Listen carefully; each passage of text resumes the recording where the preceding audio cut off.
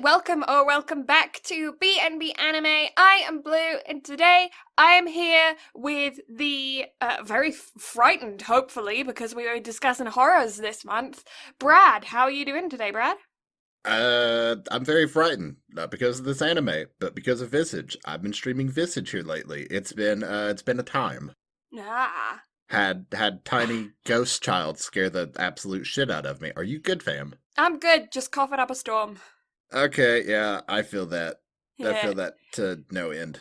Yeah, it's been super dry and snowy here, so my hands and knuckles have all cracked, my lips are chapped, and my lungs are dying.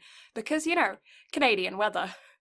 Oh, well, you see, I've been outside most of the day Mm-hmm. because as I still haven't gotten my COVID results back at time of this recording, I'm not allowed to go back to work. Mm-hmm. So I cleaned the barn, I scrubbed the grill clean, I washed the absolute shit out of my truck, so now it's nice, bright, white, and shiny. Ooh.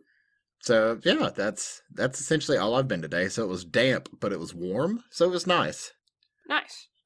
Yeah, so I'm not complaining. How's your day been? My day's been anime filled. I watched so much anime today from the second I got up. Literally, while still in bed this morning, I knew I had to chug through some anime, so I opened my laptop and pressed play. And that's the first thing I did this morning, like while my eyes were still bleary.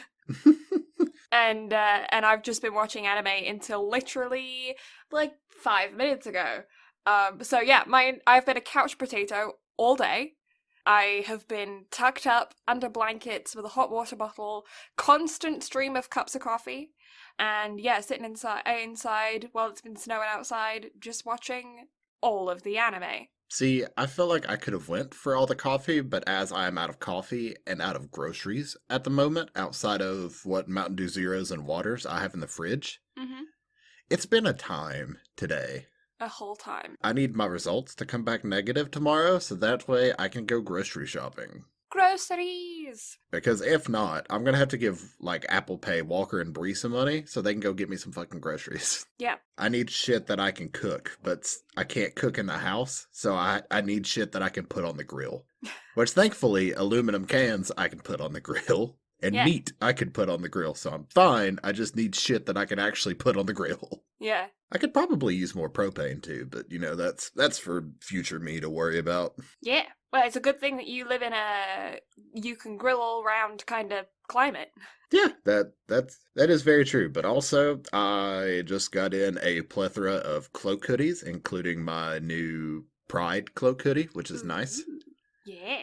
So yeah, I have enough hoodies to keep me nice and cozy no matter what time of year it is this year. Honestly, this is the most hoodies I think I've ever owned at one time. Yeah, I need to purchase a men's hoodie because my men's sweatshirt that I have has been in the wash a few too many times, and it's not soft on the inside anymore. You know, when they're really soft on the inside when you first get them, and then after like 100 washes when you've worn it for like 10 years, the insides come all like crispy. Mm-hmm.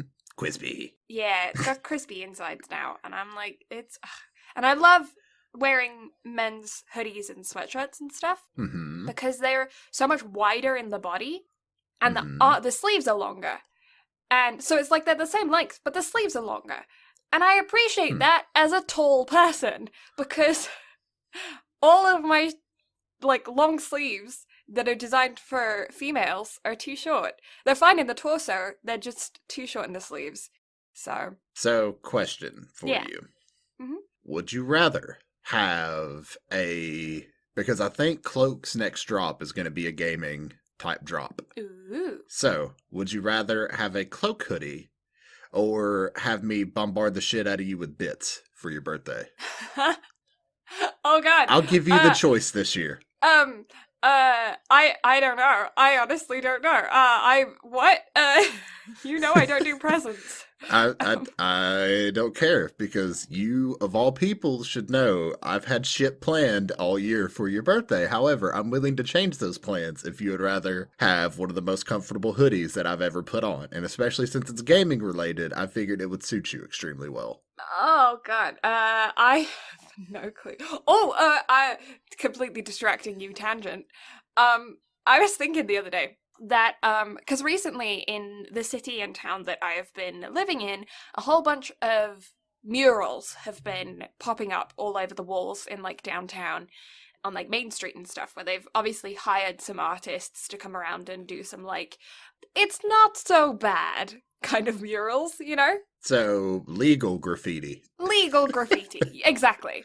And it got me thinking to being like, hey, if I put on a pair of men's jeans and some sneakers and a men's hoodie, and I put the hood up, and I wore a face mask because it's COVID, and I went and I did some graffiti, if they looked at me on the CCTV, security cameras, they would probably think I was a man. Okay.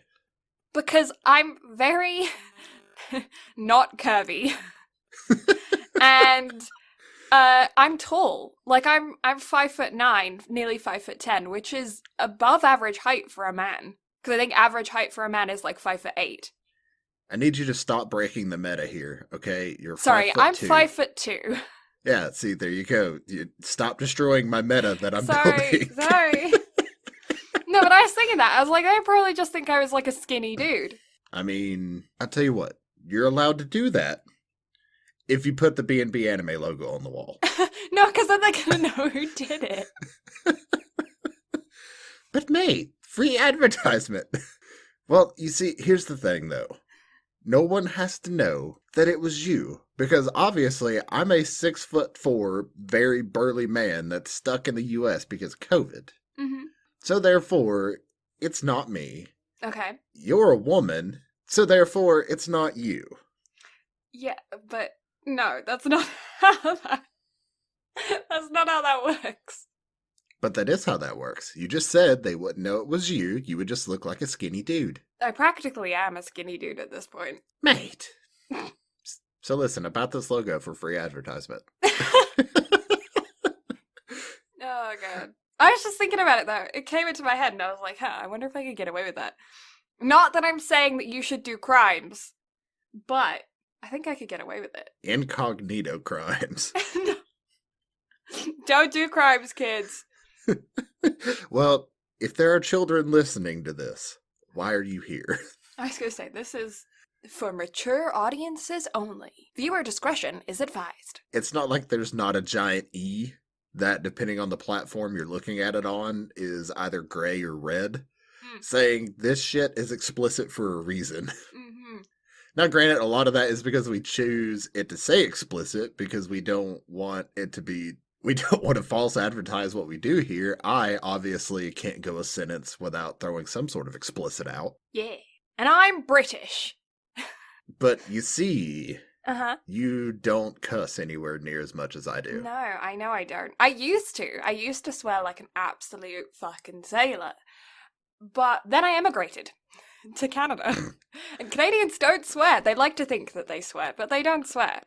And they're not very, so I don't know. I just ended up censoring myself. But you will notice that I replace swear words with other words. So where I used to swear back in the day, when I was like 10 years old, I now, substitute it for a different word. And I guess that's why it just humors me so much. Whenever you do go on, one of your little sweary rampages. Yeah, whenever the Brit slips out. Yeah, or especially, whenever we're not recording. Because I feel like the filter almost immediately goes up the second we do hit the record button. Yeah, I don't know why. I don't understand why either, because obviously I let it fly. It's not a conscious decision. I have a feeling it's probably to do with the whole, indoor voices, outdoor voices thing that you have programmed into your head when you're small.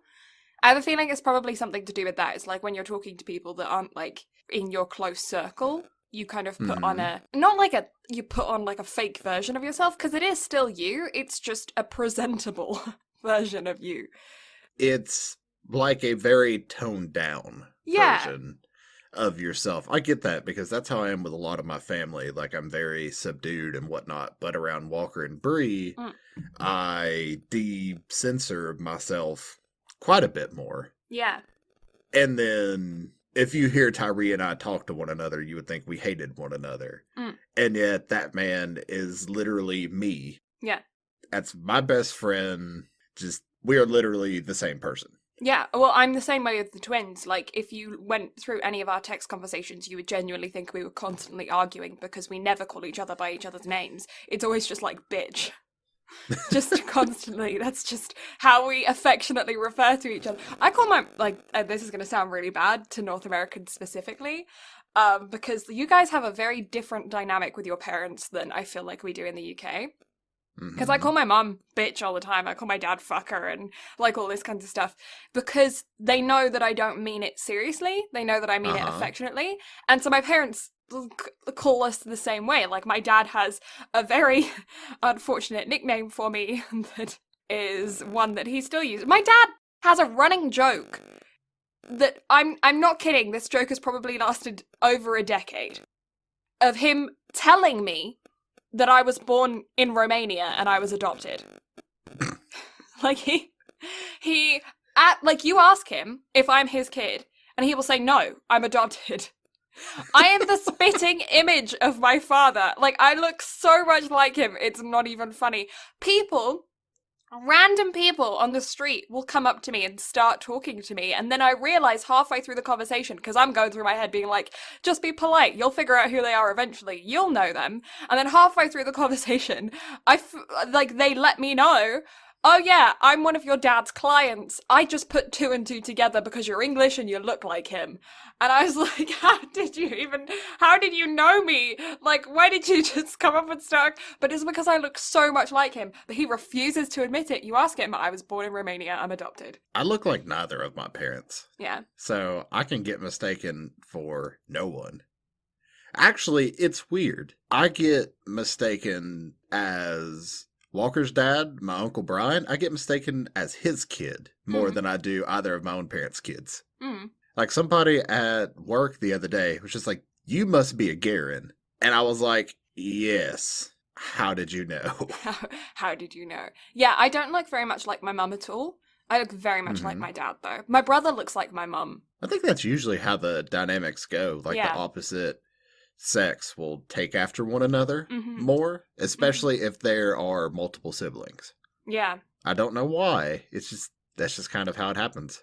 Like, my dad's got blue eyes. I have grey eyes, but that's because my mum's mum had, what is it, heterochromia? I think that's it. Where she had a green eye and a grey eye. So I got her grey eye, but I wouldn't have got it if my dad didn't have blue eyes. But my brother and my mum both have hazel eyes. Oh. Yeah. Me, my brother, and my dad all have the same nose, though. Interesting. Yeah, but my brother got his facial hair from my mum's side of the family, because my brother's got a giant beard. And that's from my mom's side. You know what's disappointing? What? The ability to grow a handlebar runs in the family. Yet I have yet to master that art. My mustache fucking sucks. Aw. Sad stash. But I have a better beard than anyone else in my family, so am I complaining? No. No. I just shaved my beard today, actually. Nice. Well, I didn't shave it. I trimmed it. I had to knock it down because should my test results come back negative, I have a wedding that I'm in this weekend, so I got to look somewhat presentable. Just somewhat. And next week's episode, you'll hear what I did to make my beard look even more presentable. Ooh. Sharpieing that bitch in. Yeah.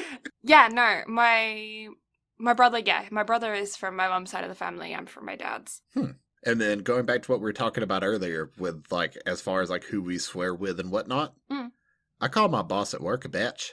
A bitch. Yeah, a bitch. A bitch. Because we've... Like, for me, there's a difference in how I use the word. Like, if I use B-E-T-C-H, I'm joking. But if I legitimately call you a bitch, you know you fucked up. Yeah. Yeah, I agree with you there, because, yeah, there's a lot of words that you use in, like, an affectionate version and then, like, a not-so-affectionate version. Well, it's, like, most people who know me know that I don't get legitimately angry. Like, it takes a lot to, like... set my fuse off. So therefore, like, I'm never going to just bring out legitimate swear words and use them in a swearful meaning. Like, that's just not me. And for some reason, I think a lot of that is because if you legitimately piss me off, I'm going to break out my big brain vocabulary. I tend to do that as well. I mean, I feel like I have a decent vocabulary anyway. But yeah, I do tend to use More more big words when I get angry. Yeah, I don't really ever feel the urge to break out a larger vocabulary most of the time. Mm. But for some reason, whenever someone starts to get on my nerves and starts to tick me off, that's whenever I want to use it even more Mm. because my pride is like sound smarter than them, make them feel dumb. Make them feel inferior. My favorite word is repugnant right now. I love that word. It's a good word and I enjoy saying it. You see, I feel like you've been a bad influence on me because apparently my favorite word here lately has been mate. I blame you for this. Sure about that, mate? Yes. Yes, mate. I'm very sure. Since I came to North America, I've also picked up using man. Because, yeah, I don't think that's a British thing to be like, hey, what's up, man? I feel like that's a very North American thing, but I do that quite a lot. I call you man quite often. Yeah, man or dude. Like Yeah. that's the two main things. Like you and I never refer to each other by our names. No. It's just always man, dude, mate. Yeah. Or half the time it's not even that, it's just me going, oi. Yeah. You. Because most of the time, whenever I'm messaging you out of the blue, it's like, oi, check this shit out. Yeah. Yeah. No, we have a very, we have a cool relationship when it comes to like that kind of shit. We don't really take anything seriously. Do you find that you feel like you have like a stronger resistance to getting angry, or like you're not as quick to anger because you're a big dude? Do you feel like there was some kind of like not necessarily, I suppose, yeah, social pressure to like not quick to anger because of the fact that you are like stereotypically supposed to be aggressive? No, it's like for me, I feel more along the lines of my martial arts background has a lot to do with it. Like it was kind That of makes sense. instilled on me to never get angry. And also, just because if someone were to ever try to make you angry and try to get into a fight with you, it's a lot better to have a clear head than a pissed off one. Yeah. So to me, it just makes more sense to always just have a level head. But for two, it's I don't know. Like I'm not one to ever like to want to have my thoughts clouded or Mm-hmm. anything like that. And Yeah. that's another reason why I'm glad that I can't drink because I do enjoy whiskey, but I don't like because the one time I managed to get drunk, I did not enjoy that feeling of like not being able to control everything I wanted to do. Yeah. So it's just always kind of been my thing of always be in control and always be able to get done what I need to get done. So I don't think it's necessarily the stereotype, but it could be the fact that I'm a big dude as well, because I know if I get pissed off, I can legitimately hurt someone. Mm-hmm. And the main reason I know that is because my older brothers don't like to fuck with me anymore. Yeah. Because I'm also bigger than anybody else in my family or anybody else that wants to try to mess with me. Yeah. But also, I'm too broken down to want to fight now anyway. Yeah. Yeah. You're pretty injured still. I'm just broken. My back, my knee. Like, if I got into a fight, I would immediately regret it the next day. Yeah. It's the main reason why I got out of pro wrestling, because there were days I couldn't get out of bed. Yeah. That probably sounded like a lot of incoherent babbling nonsense. No, it didn't. That made a lot of sense. Like, I've got a lot of big people in my family as well. We're all pretty tall. There's a couple of us that are short, but the vast majority of my family are around 6 foot or above 6 foot. Sorry, my Japanese cousins. I was gonna say, how does it feel for you to be 5'2" around everyone else? Really? Yeah, no, but like my mom's 5'6", and the entire family makes fun of her for being really short. But she's above average height for a lady. Yeah, because isn't the average female height like 5'4.5" or 5'5", something like that? I think it's smaller in the States than it is in Canada. I feel like it's 5'5" to 5'6" in Canada, so my mom's like average or slightly above. Whereas in the States, I think it's smaller because you have a lot of like I feel like you got like your Latino population tends to shrink down the average, right? Because they tend to be pretty small. As of 2016, the average height of American women 20 years old and up is just under 5'4". Yeah.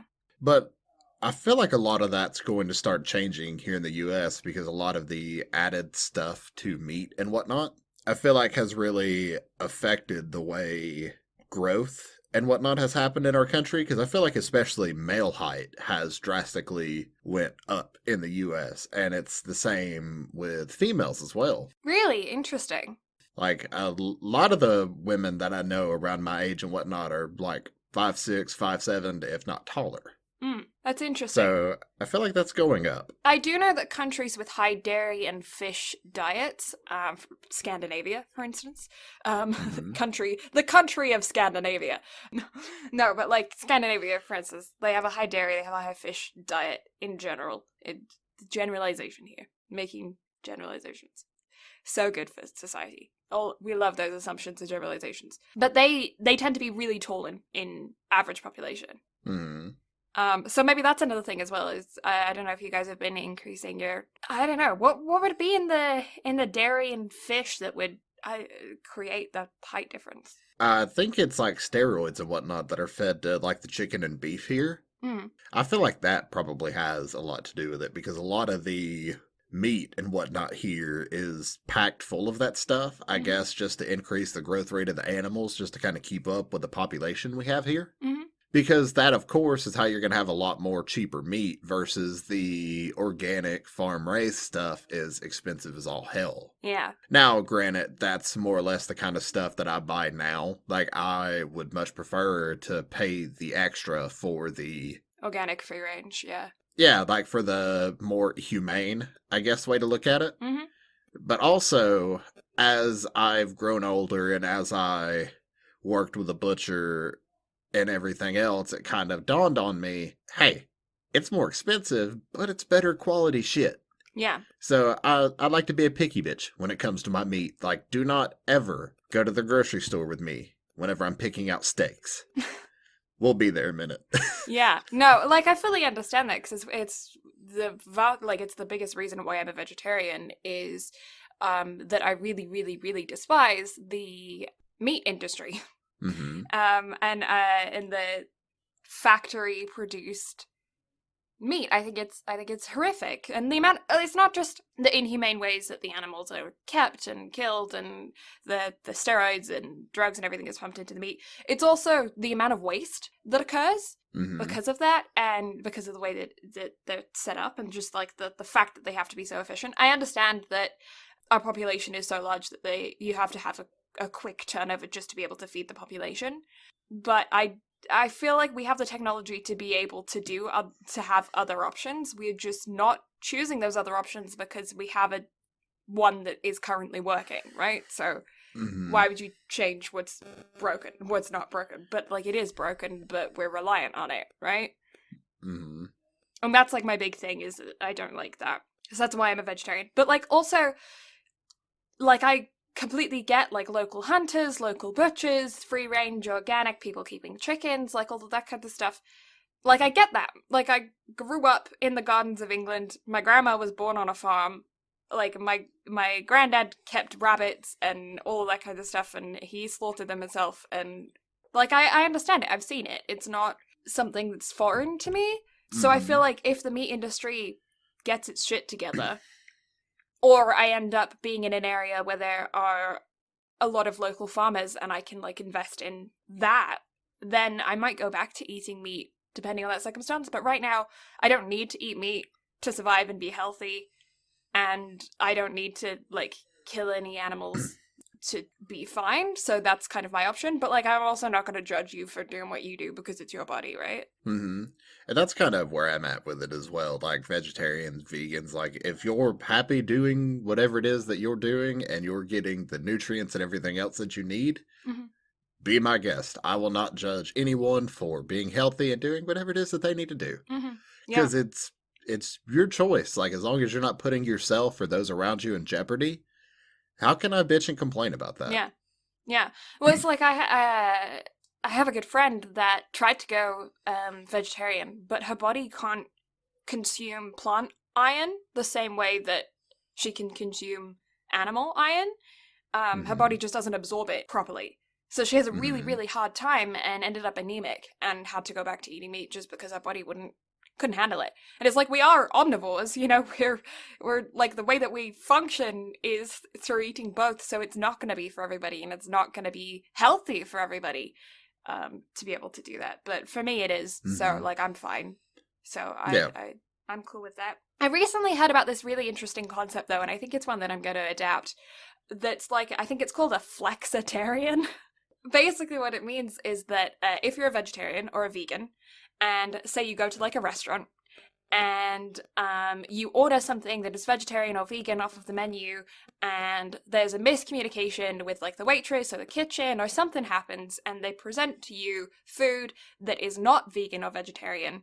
It's in that moment you choose to eat the food that's in front of you, because even if you sent it back to the kitchen, it would just be thrown away, creating waste, and then they'd have to remake you food and bring that out, and that doesn't help anybody because it's already made and Mm-hmm. served. So you eat what's in front of you during that time so that you're not contributing to the waste, but Mm-hmm. you do your best to be like vegan or vegetarian. All those other times, it's only when there's like an exception, or if like you go around somebody's house and they like don't know that you're vegan or vegetarian or whatever, and they serve you meat or something, you eat the meat because otherwise it would just go to waste, and then that doesn't help anybody, right? Because it's already purchased, you're not going to change anything from the industry, it's just going to go in the bin if you don't consume it. So it's better to consume it in that point, in that moment, than kick up a fuss and not consume it, and then Mm-hmm. like from there on out, like do your best to stay being vegan or vegetarian. And I thought that was a really smart idea. I think it definitely is because it makes a lot of sense in its concept of, shit happens. Yeah. But why create waste out of it if it's not truly going to wreck what it is that you're doing? Yeah. Now, if you have some sort of allergy or something like that to Makes what's there, sense. then I get it. Like, if you aren't actually physically able to, but if it's a choice Mm-hmm. to be vegan, vegetarian, or anything like that, and something like that happens, and you're worried about the environmental impact of what could happen from that, Mm-hmm.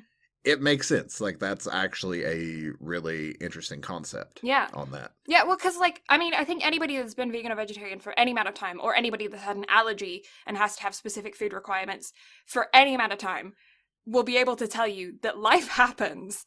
And, you are in the drive-thru sometimes, and you ask for a Beyond Meat burger, and they send you one out, and it's not a Beyond Meat burger, it's a regular burger. But they can't take it back and serve it to another customer.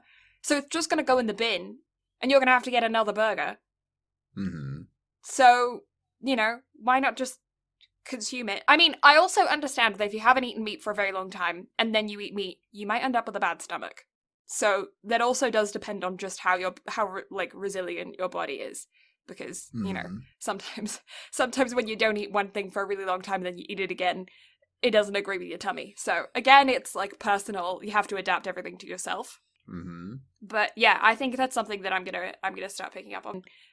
Do we have any news? What news? No. No, we don't have any news. No, I would never bring forth news to a podcast. Why the fuck would I do Oh, that? first piece of news. If you're American, go vote. Yes. Oh Yeah. yeah, because yesterday's podcast is coming out after this. Yeah. Yesterday's podcast is coming out on Halloween. The one that we recorded yesterday is Yeah. coming out on Halloween. Oh, I also forgot to say we're discussing Tokyo Ghoul today. Forgot to say Yeah, that. Tokyo Ghoul. Tokyo Ghoul. If you're in America, if you're an American, or any other country that's having an election this year. I don't know of any other country that's having an election this year, because the only thing in the news right now is the American election. But yeah, if you're an American, November 3rd, that's the day. Get out and vote. Make sure you're Or registered. early voting is still available Yes. right now whenever this episode Depending goes on out. your So again, state, check your rules and regulations. You can find it all online. And if you are voting by mail ballot, make sure that you track the ballot to make sure it gets to where it needs to get to, because there have been some instances where like the ballot boxes and stuff have been hijacked, or like things have gotten lost in the mail, stuff like that. So just make sure you track it online. You can do it all online. Just find your local government websites or whatever, and they'll have all the information where you need to go. yeah, let me get political for a second, because I did this in the last episode, but it's coming out after this, so I'm gonna do it again just for this one. Vote. If you want change, either at a local, state, or country-wide level, vote. Because at the end of the day, if you are eligible to vote, every vote matters. So go do your research into whatever platform is going to best represent you and your ideals, and go vote for whoever you think has your best interests in mind. So, yeah, go vote. I'm not here to sway you one way or the other. Just whoever has your best interests in mind. Also, try and bear in mind that just because you're the head of a party might not be someone who you particularly relate to or you particularly like, doesn't mean that the other members of that political party don't have something that interests you. So if you're looking at the two heads and you're thinking, I don't know what's going on with these two candidates, check out the other people in their party as well, because they're going to be making some big decisions too. Not everything comes down to the head candidate, so check out the people below if you don't know where to stand, or if you don't feel like voting because you don't agree with either. Check out the people in the lower people, because they're the foundation of everything, right? Oh yeah, because especially with the system of checks and balances that are in place in the United States, the president is just a figurehead, someone who's speaking on quote-unquote behalf of the nation.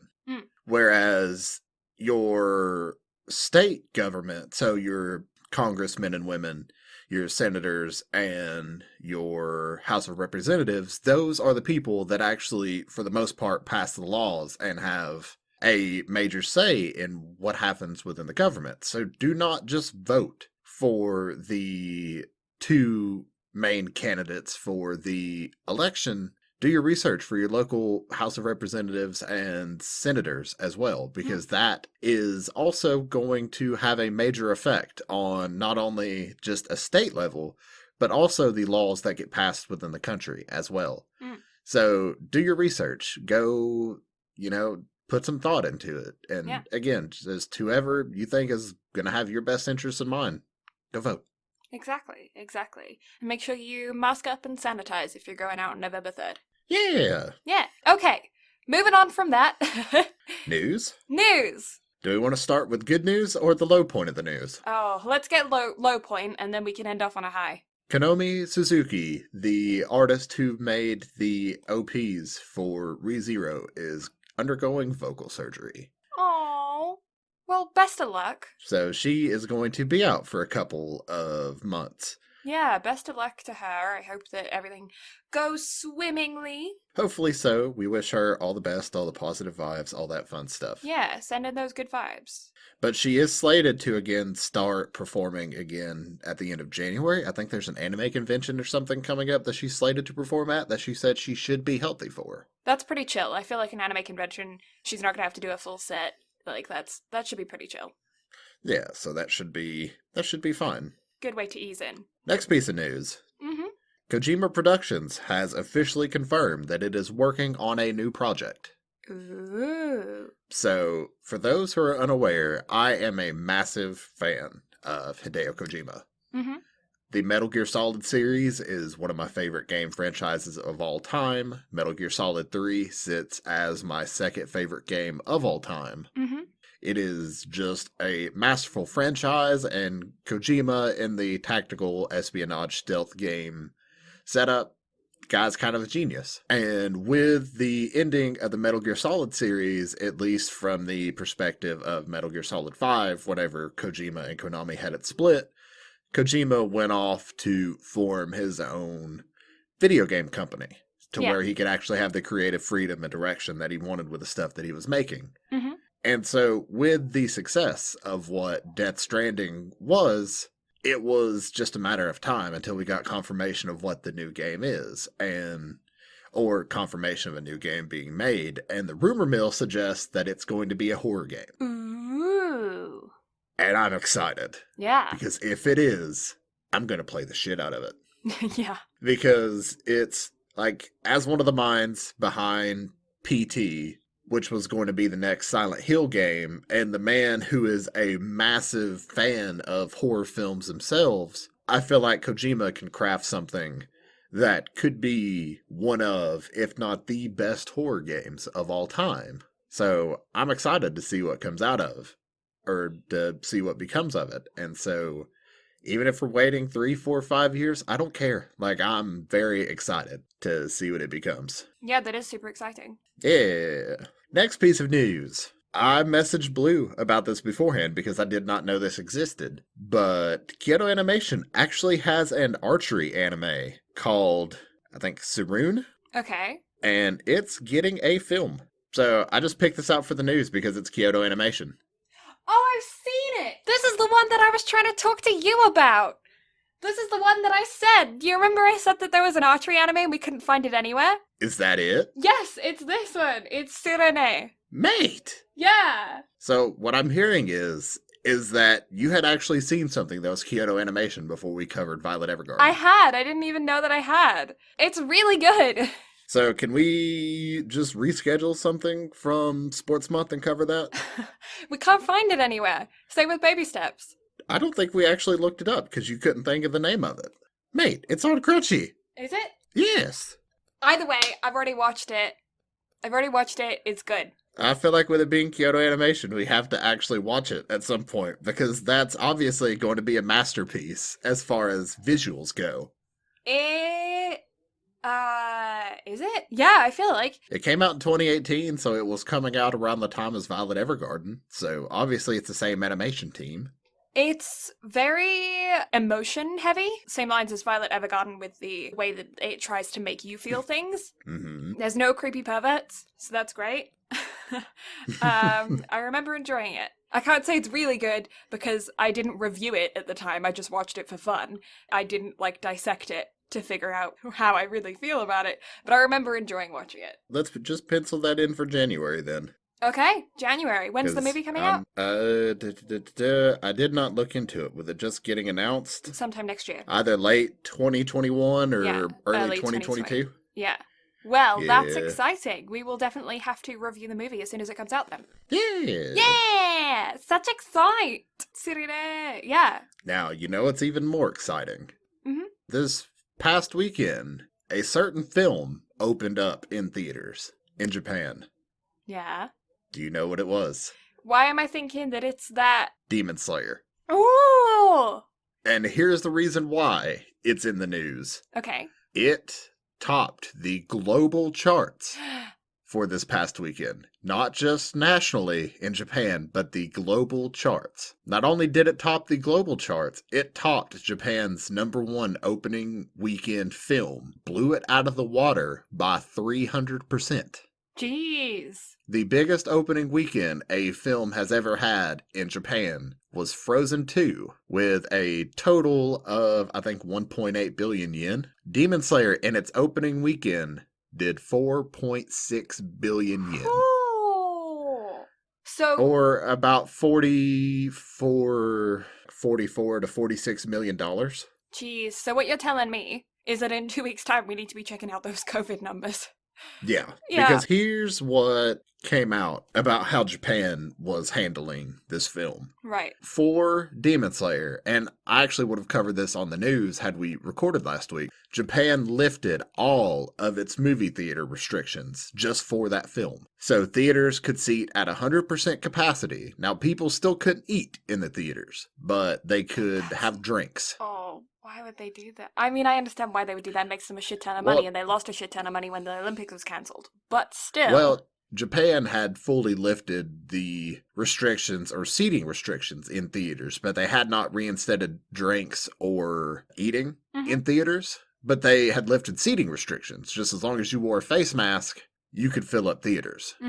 Because they have had a low set of numbers comparatively to the rest of the world. Yeah. I can kind of see why they would do that. But the face mask thing was still implemented. They still didn't allow food to be brought into theaters, but complete restrictions were lifted just for this weekend, just for this film. And so I feel like that fully being lifted probably had a lot to do with the mass turnout. Yeah. For the film, but also how massively that just released. That's incredible. Yeah. Do you know what the film's rated? Probably R, right? I would assume so. Yeah. Because it's Demon Slayer, so why would it be rated anything less? Or I'm assuming for the rest of the world, I think it's 17 plus. Yeah, 17A. Is how every other country rates things besides us. Yeah. But yeah, it topped the opening weekend for Frozen 2, Your Name, Weathering with You. Makoto Shinkai actually released a press statement on it as well. Like, his actual response was, holy crap, like, that's awesome. Yeah. Nice. Well, I'm paraphrasing, but still, like, he was massively impressed with seeing, like, not only just how it blew his creation out of the water, but how in its first day, it tied with Weathering with You's opening weekend sales. Yeah. Because as of Saturday morning, after they had gotten done tallying Friday sales, in its first day, Demon Slayer had done, I think, 1.2 billion yen. Right. So it tied Weathering with You in its opening weekend in one day. Right. I cannot begin to say just how excited I am for this film to come to theaters, because it has also officially been confirmed that it has been licensed for a North American release. Right, cool. Projected to be early 2021. We just don't have an actual date or time frame yet. I'm excited. Yeah, oh, it's wow. just going to be... In Singapore, it's only classified as a PG-13. Then again, have you seen some Singapore horror films? Yeah. I have. Shit's crazy. Yeah.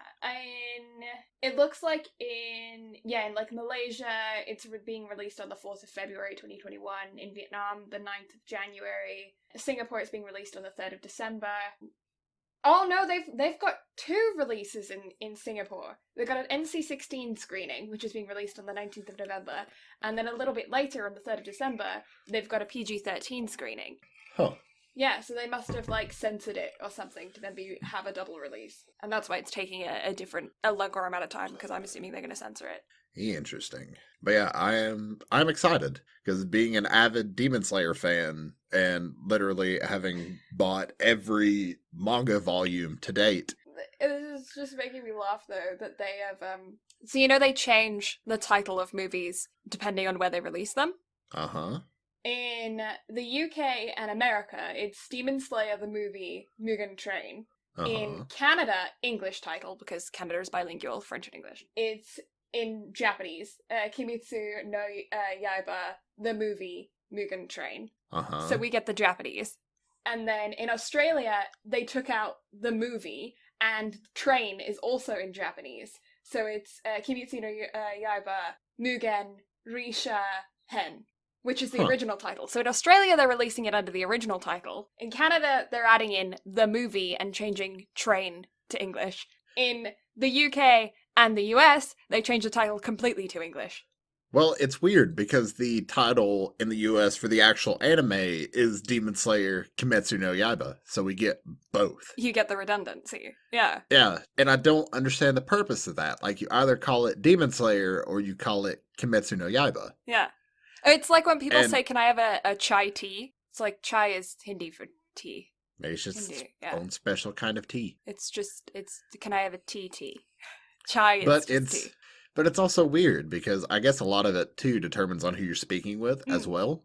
Yeah. Because, like, our children's pastor at church, like, he even calls it Kimetsu no Yaiba instead of Demon Slayer. And so only with him will I refer to it that way.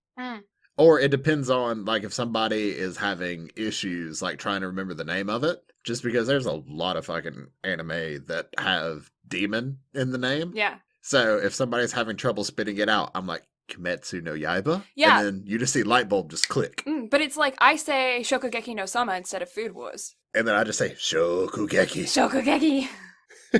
Yeah. Did you like that picture I sent you the other day from Tonikawa?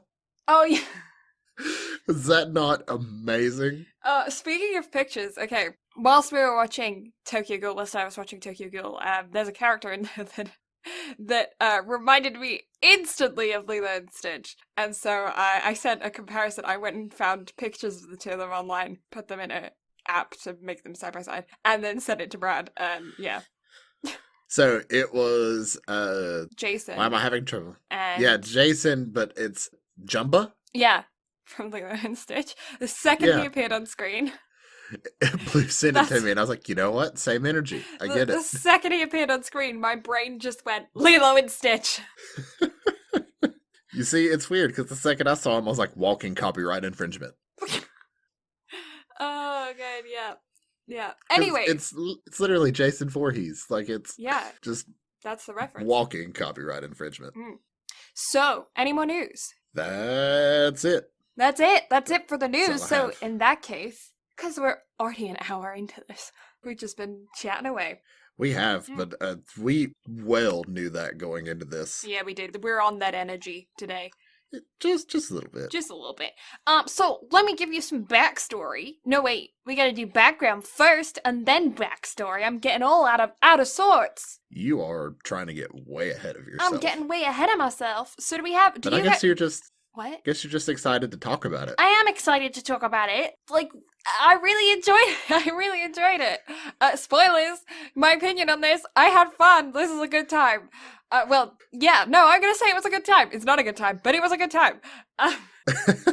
So if it tells you anything, I was giving Blue shit for the next episode of the podcast with me going above and beyond trying to watch another show that studio made. Blue goes above and beyond and starts diving straight into season 2 of this after she'd already finished what we were supposed to cover. Because for me, season 1 is the peak of what this show is. It just kind of goes downhill from there. Oh. But the way season 1 leaves off, I understand why Blue would want to go into season 2, at least just to finish the arc. Yeah. Because it stops like 3/4 of the way through an arc. Yeah. The way that the last episode is set up, you're like watching the watch time at the bottom of the bar to be like, how is this? There's not enough time. There's not enough time to explain anything. And you're just still on this one segment. And there's not enough time. And it's like, could you imagine if they hadn't been renewed for a second season? And that's how they left off. That'd have been great. That'd have been horrible. That'd have been great.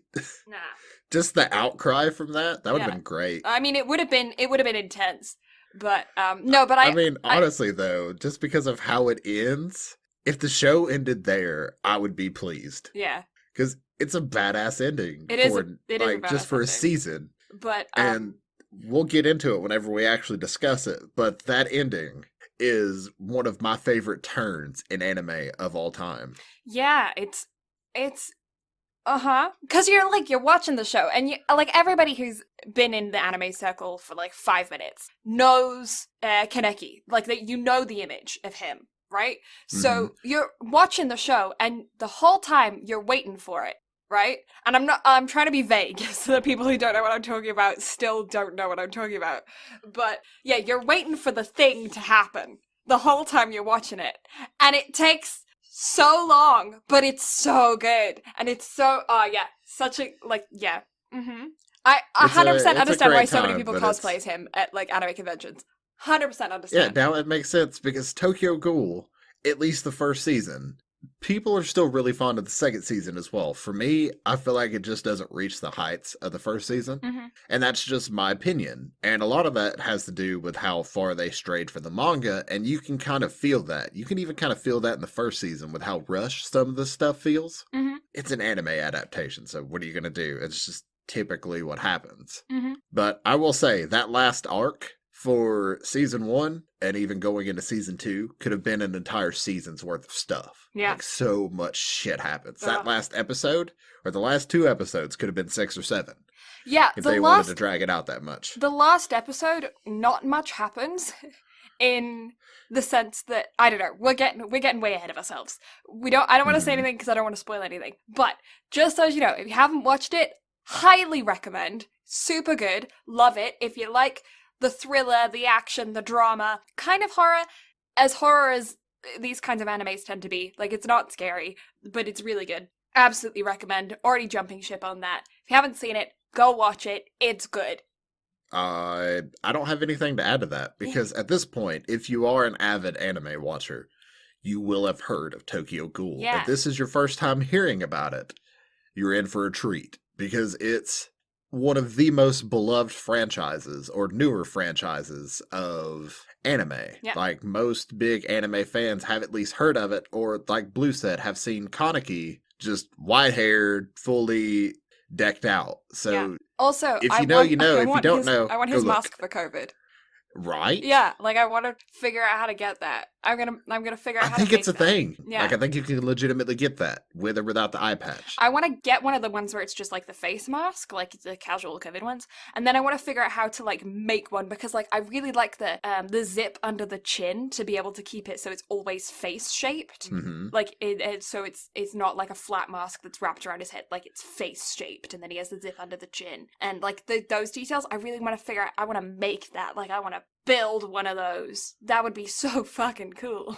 Honestly, though, if you can give me one of those cloth versions of that, even with, like, the eye patch, with, like, the zip across the mouth, Yeah. that would be cool as shit. Right? Like, I would Freaking love cool. that. Freaking cool. Like, if anybody wants to make one of these, I'll buy it from you. Yeah. Yeah. Just because it's badass, and it so would make cool. for great cosplay. And Yeah. also a really cheap cosplay. Yeah. Tattered black shirt, white shorts that are tattered. You get to go barefoot. All you have to do is paint your nails and wear a mask. So easy. Yeah.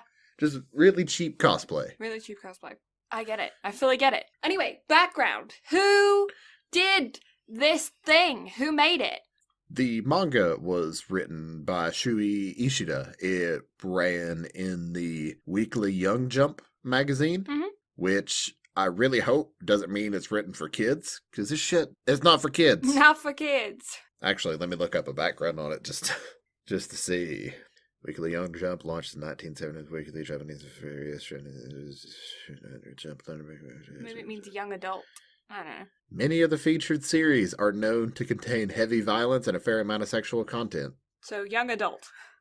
I'd say young adult to adult, like that.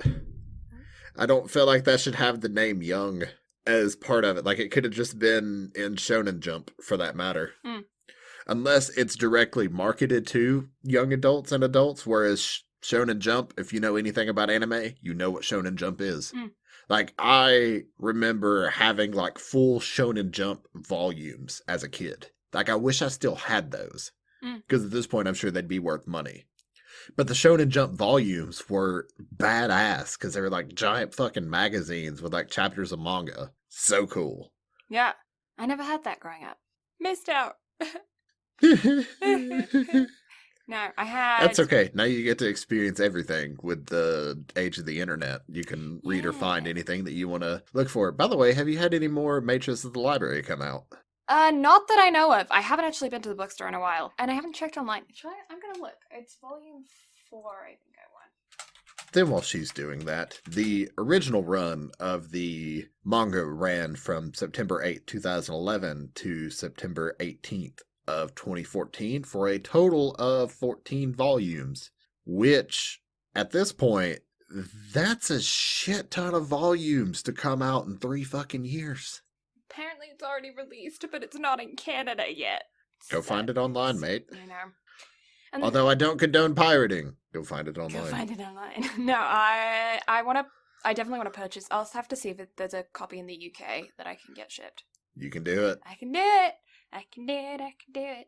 Because I'm collecting them. And then Volume 5 is coming out next year, June 2021.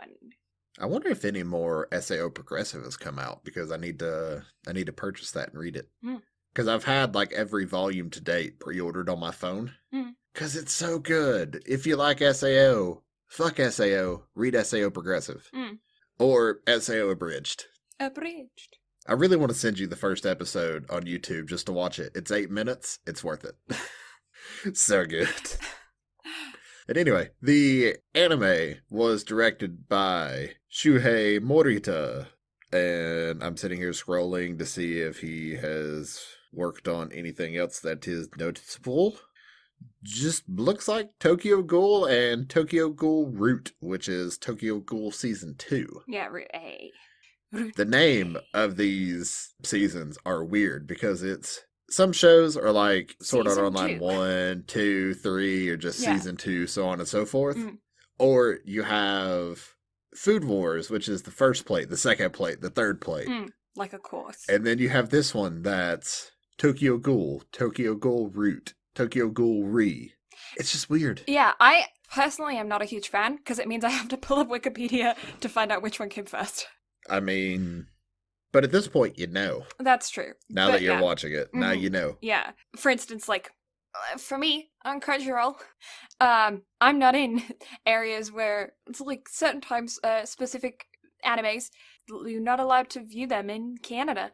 They have them on Crunchyroll, and then it goes, oops, sorry, this is not available in your country. And if you don't have a VPN, it sucks to be you. But yeah, because of that, specific seasons of certain animes are available to me, but other seasons are not.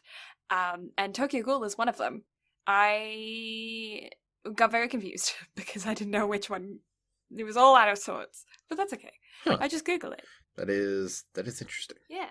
The studio that made Tokyo Ghoul is Pierrot. Mm-hmm. I think is how that's pronounced. I don't know. 'Tis an odd name. However, some of its notable works that it has been a part of: Naruto, Bleach, Yu Yu Hakusho, Black Clover, Boruto. It has a track record of some really good anime and some of the most beloved anime. Mm-hmm. Its original run was from July 4th of 2014 through September 19th of 2014 for a total of 12 episodes. Yeah! Just the first season. We're not going into Root or or any of that. If Blue wants to cover Tokyo Ghoul Season 2 down the road, since we're trying to fill up spots for January right now, I'm game. Yeah. Speaking of But which, I'll let you decide. yeah, speaking of which, to those guys out there who are listening, we're not entirely sure as to a theme to do for January. So if you guys have any kind of ideas as to whether or not we should do a theme, or if we should just kind of pick like our favorites or something to start off the year, or like just some season 2s, maybe January could just be season 2, and we'll do a bunch of season 2s for the season 1s that we've already covered. Let us know what you think we should do in either those comment sections, either the comment section on YouTube, or hit us up on those DMs. We are also thinking about doing an Instagram poll if we don't get too many comments about it. But yeah, absolutely let us know any kind of themes that you want us to cover, any specific animes that you want us to cover, any sequels or second movies or seasons or whatever of things that we've done. If you like a particular studio and we've covered that studio and we said that their works were bad, but they have a different anime from that studio that was really good, talk to us about that as well. Like, basically, we just want to hear what you guys want us to cover, and you want to hear what our opinions are on, because, I mean, honestly, I don't understand why you guys listen, like, or to hear what we talk about anyways, but apparently you do, so let us know specifically what you want, so that we can start scheduling stuff for the new year, because, yeah, we're super excited for what we got coming up. And we want to keep it going. We plan pretty far ahead of time so that we can make sure that everything is, we're getting stuff when it, like, fresh releases as well. So, yeah, fresh releases as well. What do you want us to cover as soon as it's all come out for the new year? Because that's a thing. All of the new things are coming out, and when they finish their seasons, we will be able to cover them. So which ones do you want us to cover right off the bat? Well, I hate to break it to you, but the first week of April, I know what we're covering. Mm-hmm. Actually, the first 2 weeks of April, I know exactly what we're covering. Mm-hmm. ReZero, the end of the second core, and The Promised Neverland Season 2. Mm-hmm. At bare minimum. Also, depending on whether Dr. Stone is going to be split core or 2 core. Yeah. We'll have that as well, because that starts up in January. January is going to be fucking massive. Yeah, January is going to be a huge month, and I'm super excited. But anyway, let's get into a background of Tokyo Ghoul now that we have all of the solid information that we need. Tokyo Ghoul is centered around a 19-year-old boy, so if you're crushing on him and you're overage, feel free to do so. He's not a minor.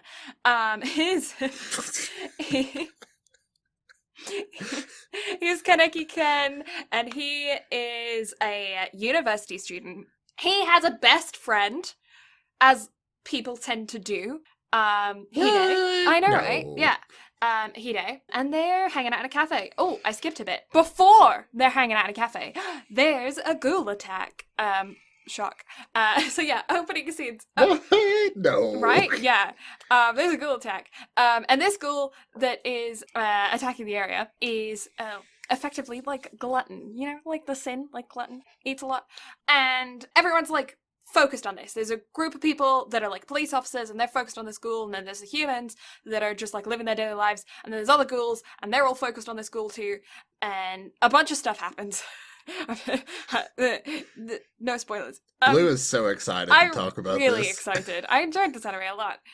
And yeah, so then there's like, I guess it's like a ghouls eat Yeah, ghouls eat humans to live. That's not a spoiler.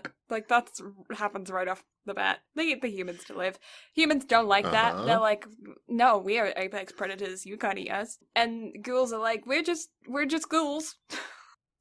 um, Well, some are like, we're just ghouls. Others are like, we kind of got to do it to survive. And then others are just like, I'm a kill to kill. ghouls.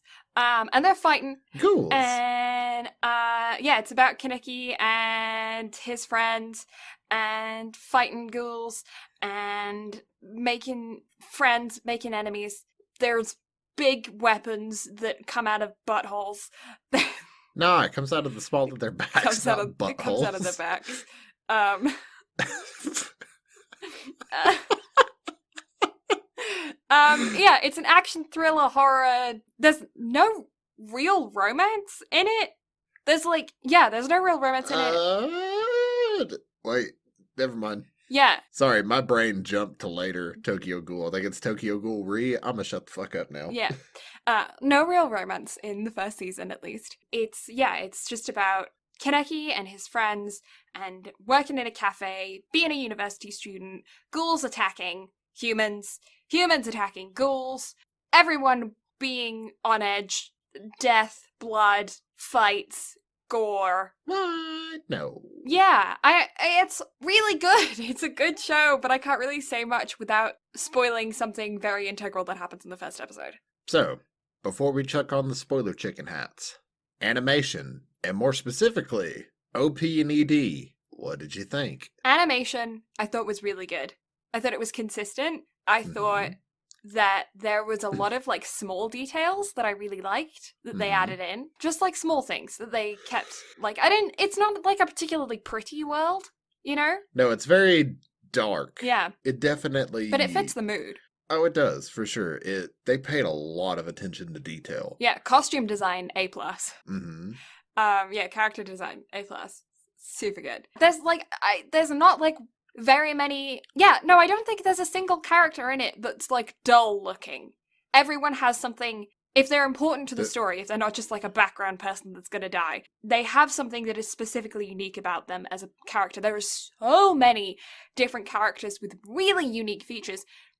The creativity that went on in the manga with the drawing of the characters, because I'm assuming the characters look the same in the manga, is insane. But especially with the Kagunes, or the ghouls' powers. Yeah. Like, they're all incredibly unique. Like, a lot of thought went into those because the powers of the ghouls are unique to the individual. So they did a great job with and then just like together. Just like the people as well. Like what's his face? The guy who made the mask. Like, he's super unique looking. And there's so many of them that are just, like, really, like, unique looking. I don't know. I thought that was really cool. I liked the animation style. OP, it grew on me.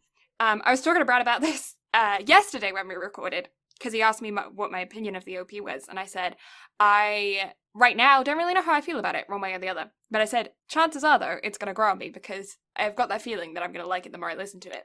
And I did. I still don't think that it's my favorite OP of all time. I did enjoy it though. I thought it was good. I like the ED as well, but yeah, the OP was. I thought it was good. I enjoyed it. I like the vocals. I thought it was interesting. See, I really like the vocals on it. The vocalist is phenomenal.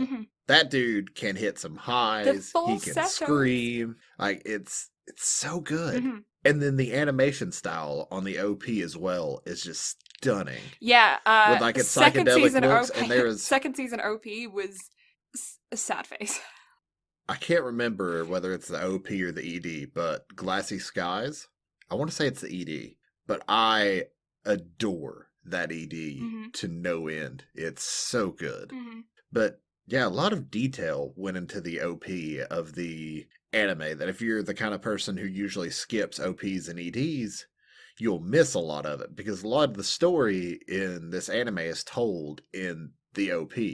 Yeah. And I love it.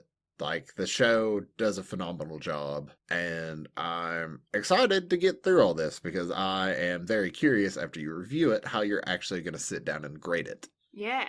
I've got a number in my head right now. I want to see if it changes towards the end. Okay. So, with the background information all done and the overview of the anime sorted, I'm going to chuck on those spoiler chicken hats, guys. Spoiler chicken hats coming to a Theater near you. non-existent shop near you. Honestly, though, I know what I want now. Mm-hmm. I want an enamel pin of Tills, but with the chicken hat on. That would be adorable. Would that not be fucking adorable? That would be super adorable. I need to draw this up because I would buy all the pins myself. Yeah. So cute. So cute. Okay. Yeah. Episode 1. Tragedy. Da-da-da-da-da-da-da-da. Do you know that song? Nope. No? Okay. Just me then. Tragedy. 2 teenage boys / young adults. They're approximately 19 years of age. Well, one of them is 19 years of age. I'm not sure about Hida. I don't know how old he is. I'm assuming the same age because they were in the same grade. Are sitting in a cafe. Oh, before that, forgot about the... done this twice now. The ghoul attack. So, you're in the world. You're in some area. I don't know, I assume they're in Tokyo. And there's a girl who's like, hey, I'm going to eat some faces. And she eats a pile of people. And then she turns around, and there's a big dude. And they fight for a while. And then the big dude loses his... Is it like a spanner? I never actually got a good look at what it was. A clamp? It's some kind of clamp, isn't it? Yeah, it's a clamp Wrench. that's made out of, it's obviously designed to tear things. Like, it's not just a regular clamp that's meant to hold things It's a medical together. one, though, isn't it? Yeah. Yeah, it's almost like a handheld vice, in a way. Yeah. And it's later discovered that it's made out of Queen K steel, which is what their, back powers are. Yeah. But it's kind of one of those blink and you miss it type things. So that's why I'm kind of explaining it now. Yeah. Just in case. I don't know if you wrote it down in the later episodes whenever it came across. No, I didn't. Ow. Aha, see? Big brain. Big brain! Yeah, so they're fighting, and as they're fighting, his clamp thing, his tool, goes flying. And then they separate. Goodbye! And it's just like, yeah, okay, cool. 2 ghouls were having to go at each other. Now we're back at the cafe. And yeah, we're here with Kaneki and Hide.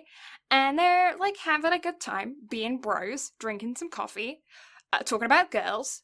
And Kaneki is saying that he has a girl that he's got his eye on.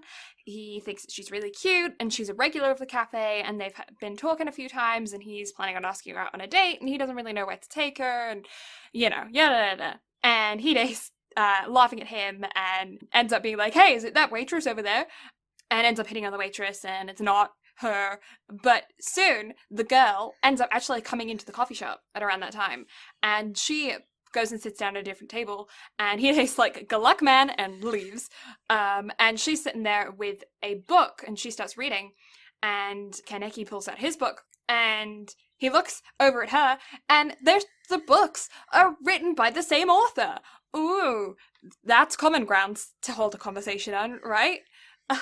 So then we find out that the girl is called Rize, and she looks awfully familiar to someone that we have seen in opening scenes of this anime.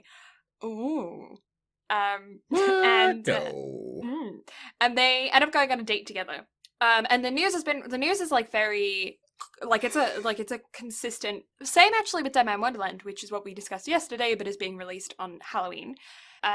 It's like the news is like a consistent report of what's happening during the anime. So if you miss parts of dialogue between the police force or the groups or whatever, quite often they have little segments of catch up with the news that are reporting on the happenings of things. So the storyline can get a little bit complicated, so having that little news broadcast every now and again I think is really good at helping reaffirm what's happening for a viewer, right? Yes. Mm-hmm. Anyway, the news has been reporting in the cafe about the ghoul attack that happened at the top of the skyscraper and all of the bodies that were there, and they're talking about the police that are going there and trying to sort the situation and catch the ghoul and all that kind of stuff. And Kaneki and Rize go on a date together, and he tells her stuff about himself, she tells stuff about her, and they have a really good time. They go to the bookstore, and it's really cute. And then she says that she's really scared because her house was close by to the recent ghoul attack, and he offers to walk her home. And then he ends up sharing more about himself. He explains that he has no parents because anime. And, oh, shock! What? A trope? She was secretly the trope ghoul so all along? early? Big shock. Right? Who would have thought? And then what? What is this? She's attacking him to eat him? And he's like super dead. Wow, never would have thought about that. Except, there's a giant steel beam that's falling from a skyscraper. And now he's saved. Oops, maybe not. Because they transplanted her organs into him. Yeah, that all happened. Anime logic. Yeah, anime logic. We love that. And now he's half ghoul. Food tastes gross, and I have no friends. Wanna nom on humans? Wait a second. The waitress is also a ghoul. Same with that dude that my best friend knows. Oh well, at least now she's forced me to eat the heart. Or at least, she's forced me to have heart now. Like, in my body, eating it. Literally. Nice! End of episode 1. You with me? No. Okay, let me dissect that a little bit more. Kaneki goes on a date with her. She's actually a ghoul. She attacks him. Steel beams come down, splat on her. The police come. Oh my god, there was an accident. Take them both. Doctor puts her organs in him. He's now half ghoul, but he can't eat human food now. It tastes gross. That's not good. So he's like, what do I do? And he doesn't call his friend. He doesn't call Hide. He's like, Hide, get away from me. I can't talk to you. He's freaking out. Then he ends up going on a rampage because he's like, I'm really hungry and things smell nice. And as he's going on a rampage, he bumps into Hide's senpai and the waitress from the cafe. They are nomming on a human, and he's trying to nom on the human too, but also he doesn't want to nom on a human because he's human. And they end up having a bit of confrontation. And then senpai leaves, and it's just waitress and him. And they're hanging out over a dead body, and waitress is like, we do find out her name later, but we don't at this point. Or maybe we do. Yeah, you do in the first episode she's introduced. I just didn't write it down. Yeah, you know her name is Toka. Yeah, so it's Toka. She grabs the heart from the human body, who's way dead, and shoves it in his mouth. Because he has to eat human food. Because ghouls can only eat humans. They can't eat other food. It tastes slimy and gross. And he was freaking out about it. But he was really, really hungry. And if he gets too hungry, then the ghoul side is just going to completely take over him. And he's going to go on a mad rampage. And then lots of people are going to die. And it's not going to be cool. So she's like, you got to eat, bud. And that's the end of episode 1. Your telling of that is hilarious. Because it's not at all how that last little interaction went down. Yeah, it's just like, hey, bud, you got to eat. That's what she's like. She's real smooth and casual about it. She's super nice. She sits him down. They have some coffee. And she's like, hey, bud. Oh, yeah. And her and Hide Senpai are just casually just nomming on a dead body together. Yeah, they're having that's a great exactly time, how that went down. They're Kaneki just walks over like, hey, can I have a bite? But I don't want a bite. But can I have a bite? She's just like, here, shove this down your face. Yeah, it's super nice. They're best friends. Quickly hit it off. There's no, confrontation or, No, nothing like whatever, that entire scene was confrontation. Yeah, they all just sit down, drink some coffee. There's tablecloths and napkins. It's very civil. So very civil. Mm-hmm. Yeah. Episode 2. So, what did you think about the little extra animated chibi bits at the end of the episodes? Did you watch those? I watched a couple of them. I can't say I watched all of them because some of these episodes left on huge cliffhangers, and I was like, fuck the chibis. And dove into the next episode. But can you blame me? No. I can definitely blame you because it's a nice little, icebreaker moment. It gives you a chance to breathe before you go into the next episode. Nah, I'm impatient. But I thought they were cute. I did like them. Yeah, the impatient sounds about right. I'm super impatient. I've noticed. Just a little bit. Just a little bit. Just a tad. Episode 2, Incubation.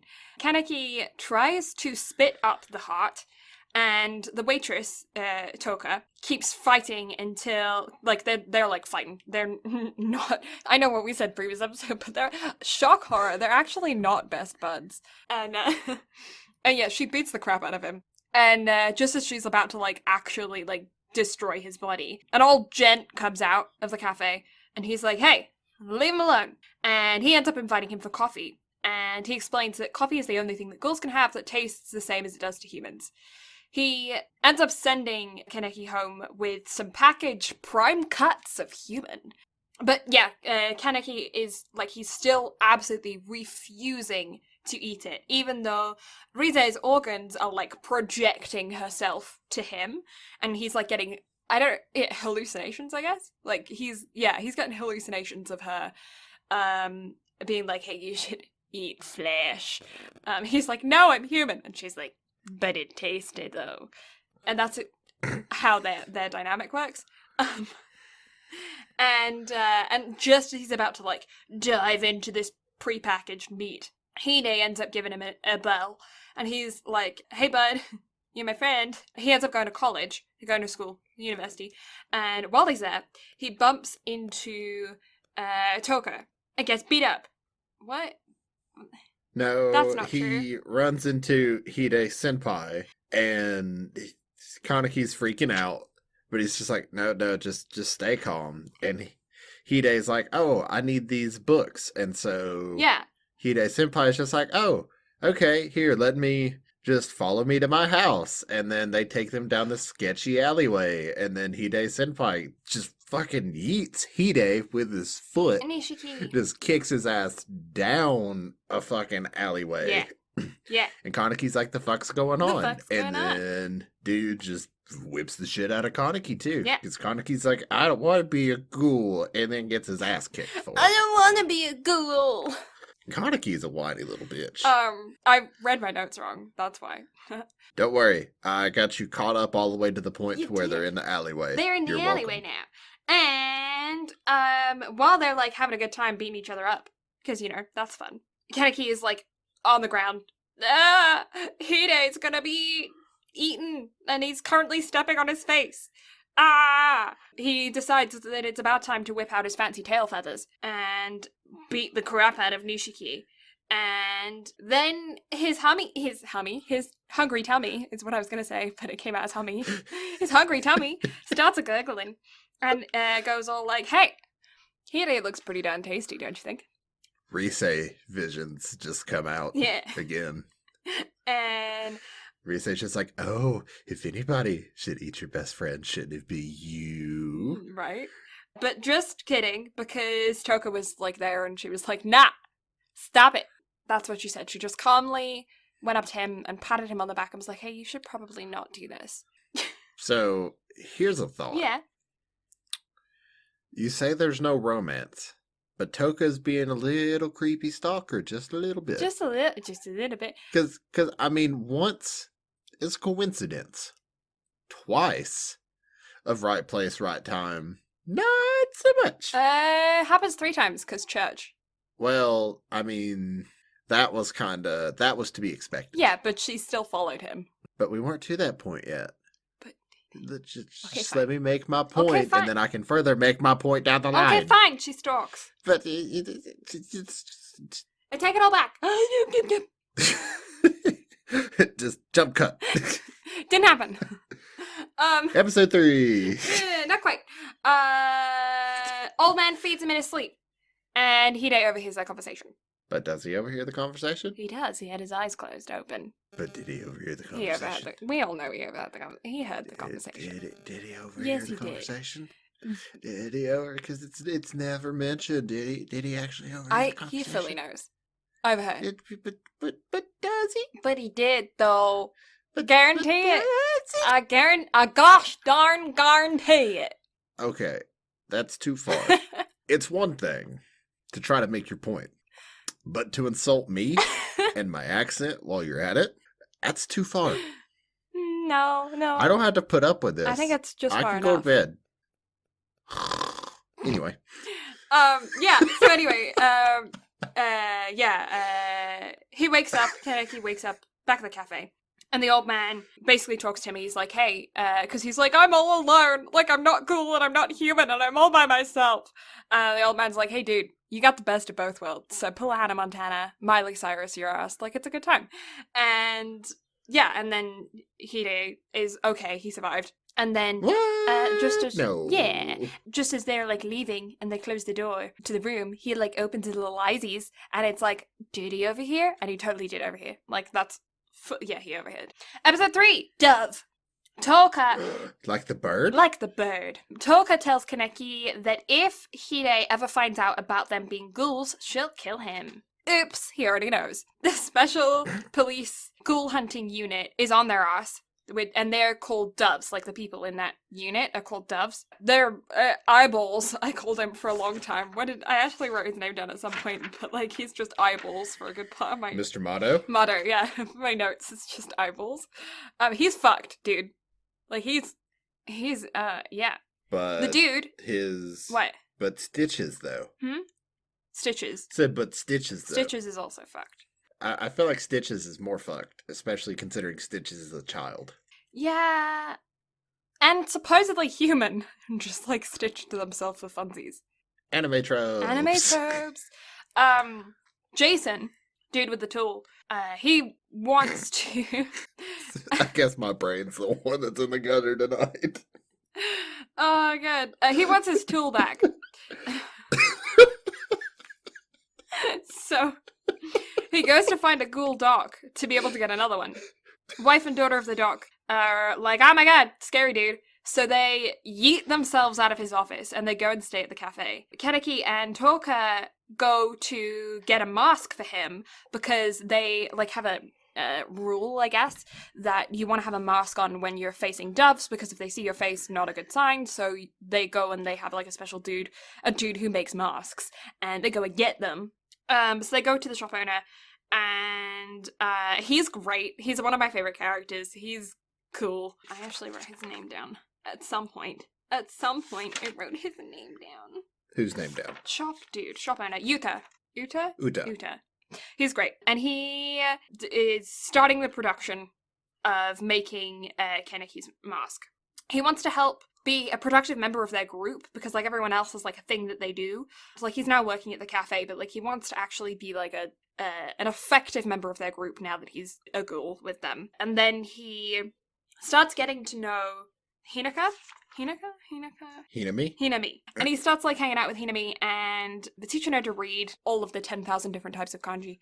And they're having a good bonding time, and it's cute. And then, at the very end of the episode, a fancy pink and purple dude enters their cafe, stage right. Thought it was stage left. Okay, fine. Stage left, then. Yeah, and we're introduced... I guess it depends on what side of the coffee bar you're on. That's true.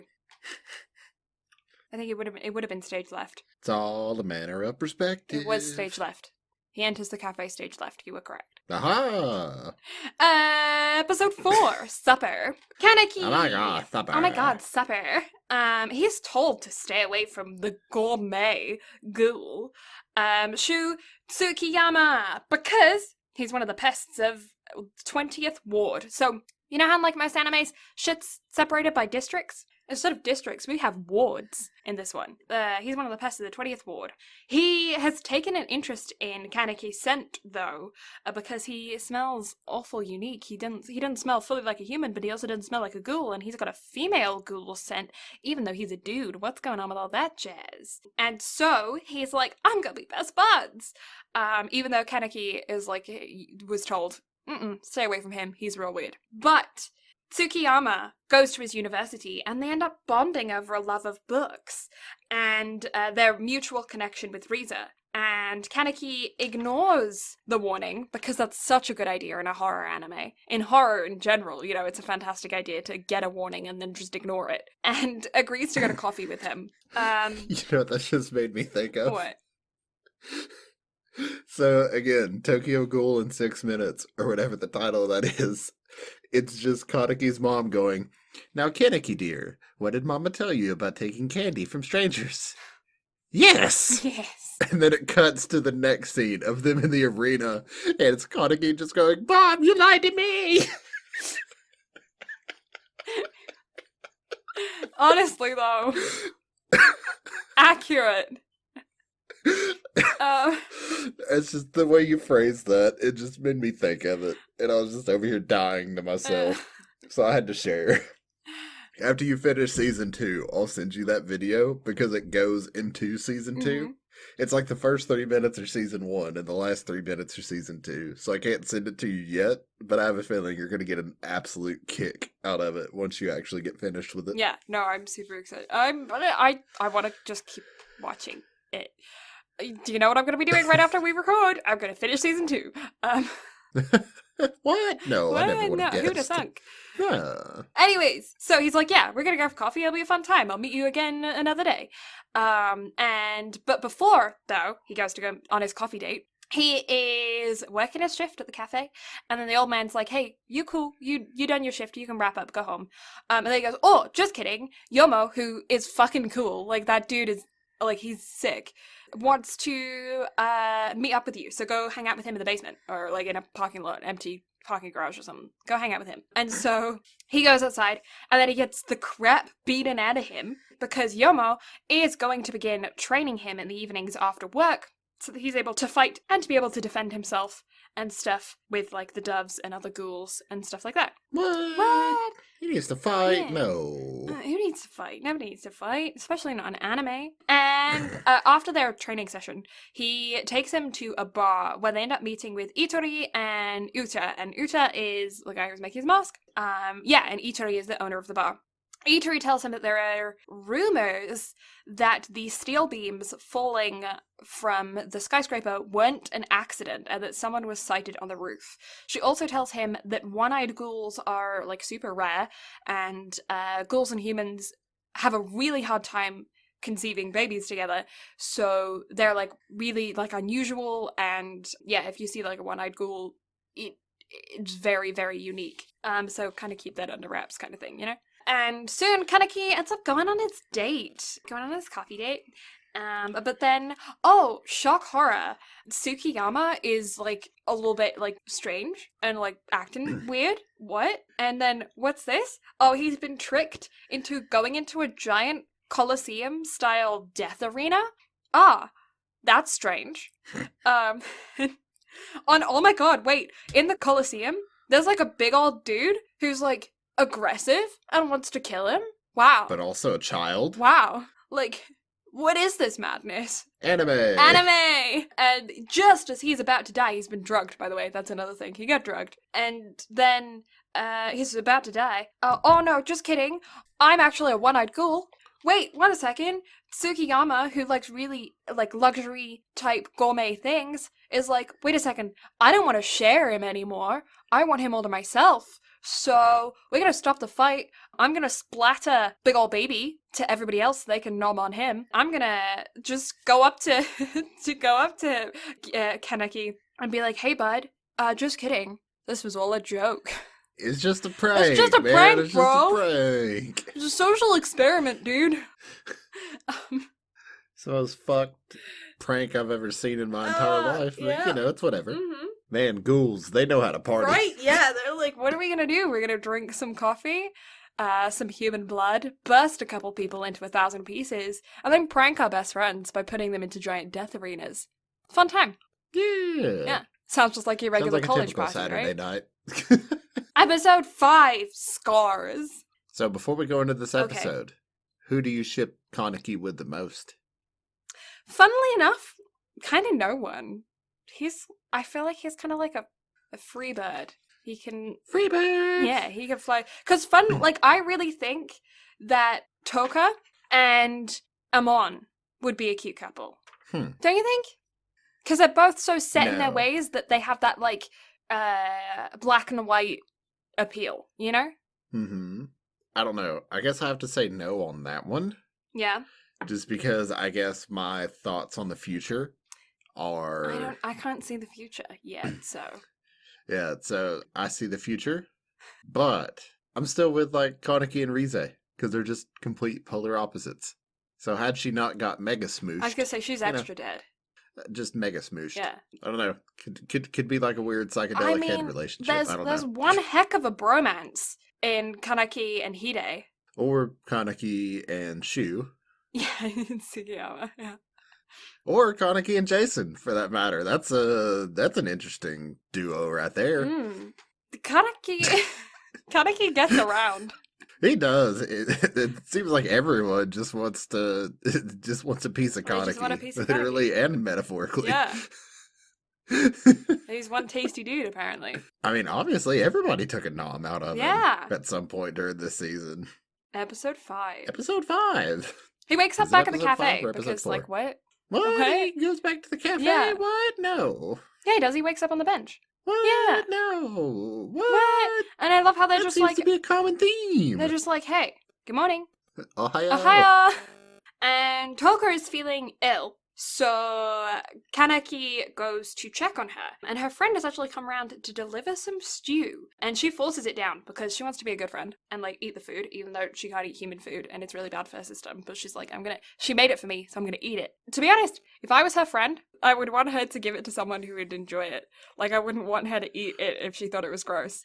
I'd be like, no. Well, Go give it to. it's because her friend doesn't know that Toka's a No, ghoul. I know, but and like, Toka if acts like, like she enjoys but it. even if I didn't know, like, I would be mad at them for eating it.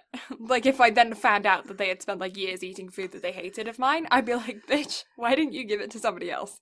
That's a waste of food. Well, she doesn't know. I know, but I still would be mad. But you wouldn't know. I would still expect them to do better than that. But she does a good job of lying. Even if she does the best job of lying, she still did it. So? So I'd still be mad at her. It's not like you're ever gonna find out. It doesn't matter if I find out or not. I wouldn't want her to do it in the first place. But they don't want to hurt your feelings. No, but that would, like, if I'm delivering also, something, if I'm giving you something and then closing the door and I'm not going to see you eat it. Yeah, but the person you're feeding is a ghoul, so that's no true determination of whether your food is actually good No, or I know, bad. but I would want them to give It's just that they don't have the food to taste someone buds who can for it. eat that food. So go find some hobo somewhere who needs to eat and give it to them. Well, I mean, Toka could have done that, but Toka wanted to like the food. Yeah, but she ain't gonna. This is the thing, though. I would That's got still be mad at nothing to do her. with it. She wants to eat it. No, I'd still be mad at her. I'd be like, no. Why? She wants to. No, mad. Angry. Why? Because You're being unreasonable I'm here. not being unreasonable. That's a waste of food. No, My because friends she should eats it, know so it's not that a I waste. don't like waste.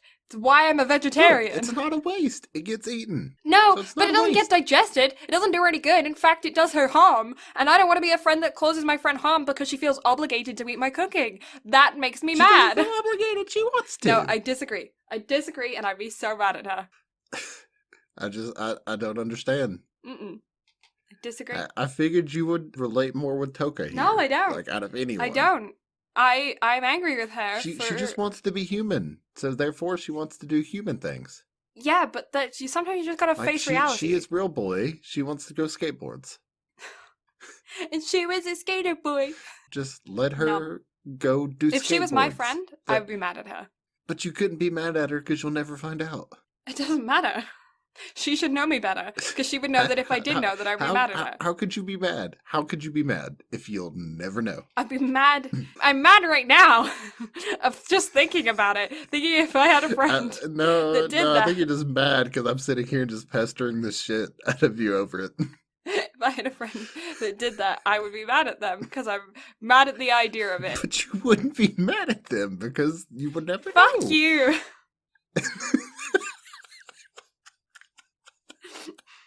No, sit in the corner. I'm done with you. You can't make me. This is just as much mine as it is yours. No, it's not. I'm taking over. It's done. I have a say in this. I have all the passwords. Butt. You're a butt. You're a big old butt with a capital B. Oh. Ugh. You don't see me insulting you. 'Cause I'm precious. Okay, carry on.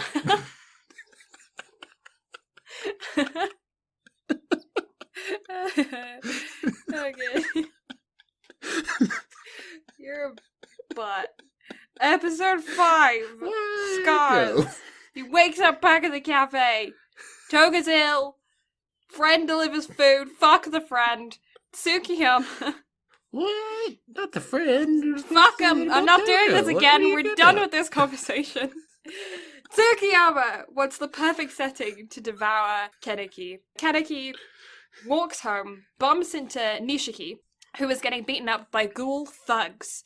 And he's really weak because of not eating due to the injury that Kaneki inflicted on him when he was going to eat Hide. So he takes Nishiki back to his flat, where he discovers that he's got a human girlfriend. While Nishiki is resting, Kaneki and Kimi, his human girlfriend, talk, and Kaneki promises to do what he can to help Nishiki with food and getting on the right track, not killing humans, that kind of stuff. Oh, because we also discovered with Yomo previously in some other episode that the way that the cafe gets food is, I suppose I should put a trigger warning out there for this. Trigger warning, mental health, gore, blood, death, assault, torture, etc. I'll put that at some point. I'll edit that somewhere. You'll fix it in post. Yeah, so they've been getting meat because there's like a couple of spots around them that have a high rate of suicide. And so they've been collecting the bodies from those victims of suicide and using those ones to feed the people at the cafe. I also assume they have other avenues as well, because I don't think that would necessarily feed them completely. So they probably have like other ways to get people that have already passed rather than hunting new people, right? I would assume so. Yeah. Like maybe they have somebody in a morgue. Something like that. People that have naturally passed away, stuff like that. Yeah. But also, I would say, since it's in Tokyo, and with what was the average suicide rate of Japan at the time, the way everything would have been set up. It's a pretty high. I mean, and not only just with that, but if you also take into account the fact that ghouls only have to eat once a month, I would say what they're doing is honestly fine. Mm-hmm. Like, they could probably sustain just off what they're doing, but I would say having somebody at a hospital or something like that as well would probably be it. But it's also never stated, like, how many people Aogiri actually has, like, amongst their group. Yeah. Like, you assume that there's more than what they have. Yeah, that are living just in never fully explained. Yeah. Because I'm sure that they have, like, regulars that come into the cafe as opposed to just the people that are living in the apartment and working at the cafe, which is the lives that we're following. Those sugar cubes, man. Those sugar cubes. Not sugar cubes, brain cubes. Yeah, so he promises that he's going to do what he can to help with the Nishiki. And so he runs on back to the cafe to try and get some flesh so that then he can go back and give it to him so he can heal up and then try and persuade him to work at the cafe or whatever. And when he goes, a note, though, and a rose is dropped off at the sliding glass doors of the cafe. And it's from Tsukiyama, saying that he took Kimi, or the woman he was at the park with, and he is invited for dinner. Nishiki shows up when he realizes that Kimi hasn't returned home, so he actually appears at the cafe at the same time. And the two of them go to the location on the note, which just so happens to be a church. Even though Nishiki is basically already dead, like he's not doing well, because he's still not recovered from the injury and then he was just beaten up and like he's not doing well, but they go anyway. They attempt to fight him, but he's like way too strong. Like if Nishiki was full health, he wouldn't be as strong as him, but he would have held up like a decent fight, weakened him at least. But yeah, Nishiki is not doing well, and Kaneki is basically human, like with his abilities at this point. But Toka, it's okay because she was hiding in the rafters. So she's like, no, I'm just going to jump down from the ceiling and hang out with you guys. And she's able to put up much better of a fight. But she was weakened, though, like, because of the human food that she ate previously. Yeah, it's not going well. The backstory of Kimi and Nishiki happens. You get to know how their romance happened between a human and a ghoul. And Toka bites Kaneki, and the real fight begins. See, everybody just wants to take a bite out of Kaneki. They just want to have a bite out of Kaneki. Episode 6, Cloudburst. The fight continues, and now Toka is a badass. Does she have one wing, or does she ever have two wings? Because sometimes it looks like she has two wings, but most of the time it looks like she only has one wing. I think it's like one and a half one and a wings. Because I think her brother mentions later on in the season, like, she'll never be able to fly with the wings that she has. Yeah. And I think it's just because one is small and the other is full size. Yeah. She, with the help of an almost dead Nishiki, managed to dismember Shu, and they incapacitate him. He's borderline dead. For both Nishiki and Shu, you think that they're dead, but they're not actually dead. Ghouls are really hard to kill. I didn't think either of them were dead. Just the way that they both go limp and, like, their eyes all roll back, it's like, okay, yeah, they're done for. But they didn't do the slow zoom on the dead body, so that also kind of gives it away. Yeah. Well, I mean, Toka even says, like, as she's walking away, she's like, if you want to live, you're going to have to eat your own damn flesh. Yeah. So she knew that she was alive, and then even after Toka splattered Nishiki, it was still just like, okay, he's still alive. Yeah. He's come back to that later on, though. You told me to go eat myself, and I did. It tastes pretty dang good.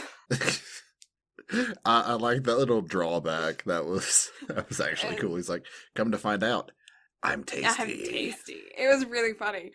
Uh, I like that. It made me laugh a lot. Same. Yeah, so the fight continues, and now Toka is a badass. And with the almost dead Nishiki, they manage to dismember Shu, incapacitate him. However, she is also going to kill Kimmy, because it's too dangerous for humans to know their secret. However, just as she's about to deliver the strike to kill Kimmy, the blindfold falls off her face, and she sees her and she says, pretty. And then she loses her nerve and runs off. Nishiki starts working at the Toka's just cafe. like, That's exactly how that happened, by the way. What, Uh, what does that mean? Pretty. Nishiki starts working at the cafe and promises to stop killing. Toka, though, is feeling off because she couldn't kill Kimmy, and she's now like, I don't really know what, like, that was my rules, those were my rules, I'd kill any human that knew, and now I haven't, and she's now kind of feeling conflicted and doesn't really know where her moral ground is anymore. Hinami and her mom are also having an argument because their dad isn't responding, and she really wants to see him, but her mom won't let her because it's dangerous. And Jason is also, like, he's on his way to go collect his weapon from her dad, the doc, but the doves are also there. So he gets his weapon from the dock. The doves are there and they're hanging out. Crazy old dude with the eyes, Mr. Mono. Mr. Mono, thank you very much, is there. Amon as well. And they fight Jason, but Jason is very quick to basically overpower them, like they ain't got shit on Jason. He gives them like 2 minutes of his time, and then when those 2 minutes are up, he scoots himself off. But now it's just left with the two doves in the dock, and the two doves are just like, okay, well, time to off the dock, and they kill him, and he's dead now. And then they also go, when they go into his office, they find out all of the all the kid stuff for Hinami, and all of her mom's stuff. And they're like, we're going to use this to find Hinami and her mom so that we can hopefully catch another lead to find Jason. But at the same time, well, a little bit after, Hinami and her mom decide that they're going to go out shopping for her dad's birthday present, not knowing that her dad is already dead. But when they're on the streets, they see a commotion going on and some guys like holding up flyers and stuff with all of the information that they now have on the two of them.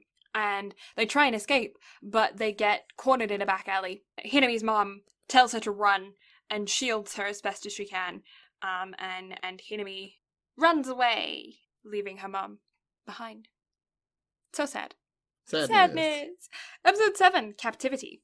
Hinami runs through the streets before she bumps into Kenaki, who asks where her mom is, and she points, and so they run back the way that they came towards the danger, because that's a fantastic idea. And when they arrive, they hide around the corner from the doves, and Kenaki can only cover Hinami's eyes as her mother is completely slaughtered. Toka hears about her death and promises revenge, although the others refuse to participate because they have to protect themselves, and they're just like, hey, if you go and you kill those doves, all they're going to do is send more government officials to replace them and increase them, and we're going to be in even more danger than we were in the first place. So sometimes we just have to cut our losses and just be like, I'm sorry, there's nothing we can do, because if we instigate this, if we keep going with this, we're only going to put ourselves in more danger, and we don't have enough people to like have a full-out war with these guys. She accepts the responsibility and decides to head off on her own anyways. Amon, who is one of the doves, he goes to the diner with two of the guys that held the rear whilst they were killing Hinami's mom. And we kind of learn a bit about him. We learn that he is a decent dude with a hero complex, and he only sees ghouls as like killing machines. He doesn't realize that they're kind of this human, like they have their humanity as well. They're like people just with this need to eat humans. And he only sees them as like massive killing machines because that's all he's ever known them to be. And he kills them before he gives them a chance to be able to explain themselves. So we kind of learn a bit about him, and you can relate to him a little bit more. And yeah, he's got a massive hero complex though. And as the three of them are walking out of the restaurant, Toka kills one of the dudes with glasses. And Mado and Amon show up to fight her. And Mado manages to kind of defeat her. Sort of. Like, he's gonna kill her, but she gets away. And when she returns back to the cafe, the old man refuses to help her because she knew what she was getting herself into. They said that we're not gonna help you. She decided to go off on her own, so he's keeping that policy through and he's not gonna help her. However, Kenaki, he says that he wants to help her because the old man kind of knows what's going on, but Kenaki hasn't yet decided for himself. He hasn't learnt for himself the way the world works yet. So he's like, I'm gonna go with her. I'm gonna hang out with her. I'm gonna be best buds. I'm gonna go. She's cute too, so that helps. And they go, and they try and bait Mado and Amon. But yeah, because Amon is like currently vowing for revenge. She was like, Glasses was a good dude and now he's dead. Also, yeah, his eye patch look is already taken. Just saying, Amon. Like, you tried it with the eye patch thing for a while there. Already taken. Like, find a new look. Yeah. We already have one eye patch in the show. We don't need another. Yeah, we don't need another. Like, no. Eye patch look is taken. But at least it was the opposite eye. That's true. That's true. They're not twinning. They're mirror twinning. And there's already a set of mirror twins, so we don't even need that either. Get a new look. Get your own Yeah, shtick. get your own shtick. Episode 8, Circular. Kaneki gets his mask. His mask is made. He gets it. That's fun. It's fucking cool. It's a sick mask. Love it. You've seen it anywhere if you've looked at any anime merch or you've ever been into Hot Topic. You've seen it. And yeah, Mado sets a trap for Hinami by using her mother's scent to lure her. Kaneki and Toka go after her, and they end up finding her, but they end up getting split up and kind of paired 1-to-1. Mado and Toka and Amon and Kaneki. And Kaneki is trying to figure out how to get both sides to understand each other, because they're both fighting for the same reason, but they're like not even seeing each other's sides, but they're fighting for the exact same reason. Like, they're fighting to protect their own and to avenge people that are close to them to have died, you know? And Hinami she's okay, and she's being protected by Toka, who's getting really roughed up pretty bad by Mado. Mado has turned both Hinami's parents into weapons, which is funsies. Kaneki bites him on to get Rize to take over, and in doing so, he ends up having the strength to be able to break his weapon. But, like, because of that, because Rize is now, like, in the forefront of his mind, he ends up losing control, so he's telling Amon to run away so that he won't eat him, and he's like, don't make me a killer, run. Which is very conflicting to Amon, because like I said before, he's a good dude with a hero complex, like he's just really misguided. Hinami had actually inherited both of her parents' abilities, so she's like, cuts off an arm and a leg of Mado's, like, sorry, price to pay, right? But she refuses to kill him because she's not out for revenge. So Toka kind of finishes him off. She gives him another blow, but he ends up dying of his injuries. So there's not like a blow that kills him, but she has the final blow, so I guess you could say she kills him. And then she kind of freaks out when she sees his wedding ring. Yomo's a badass and just got like stabbed by Kaneki, and then is just like, okay, that's fine. Like, not just stabbed, he got straight up Olafed by Kaneki. Yeah. Like, just straight impaled. Kaneki's just, like, blasted a hole through him, and he's just like, that's fine. Here, eat this food, you'll feel better.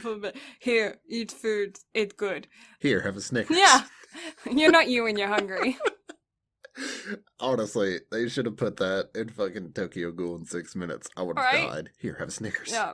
Amon's upset about Mado's death. I'm not. Not upset. I mean, it's like, you get that he's a deranged maniac. At least up to this point, and then later on you find out, like, he's really not that bad. Mm.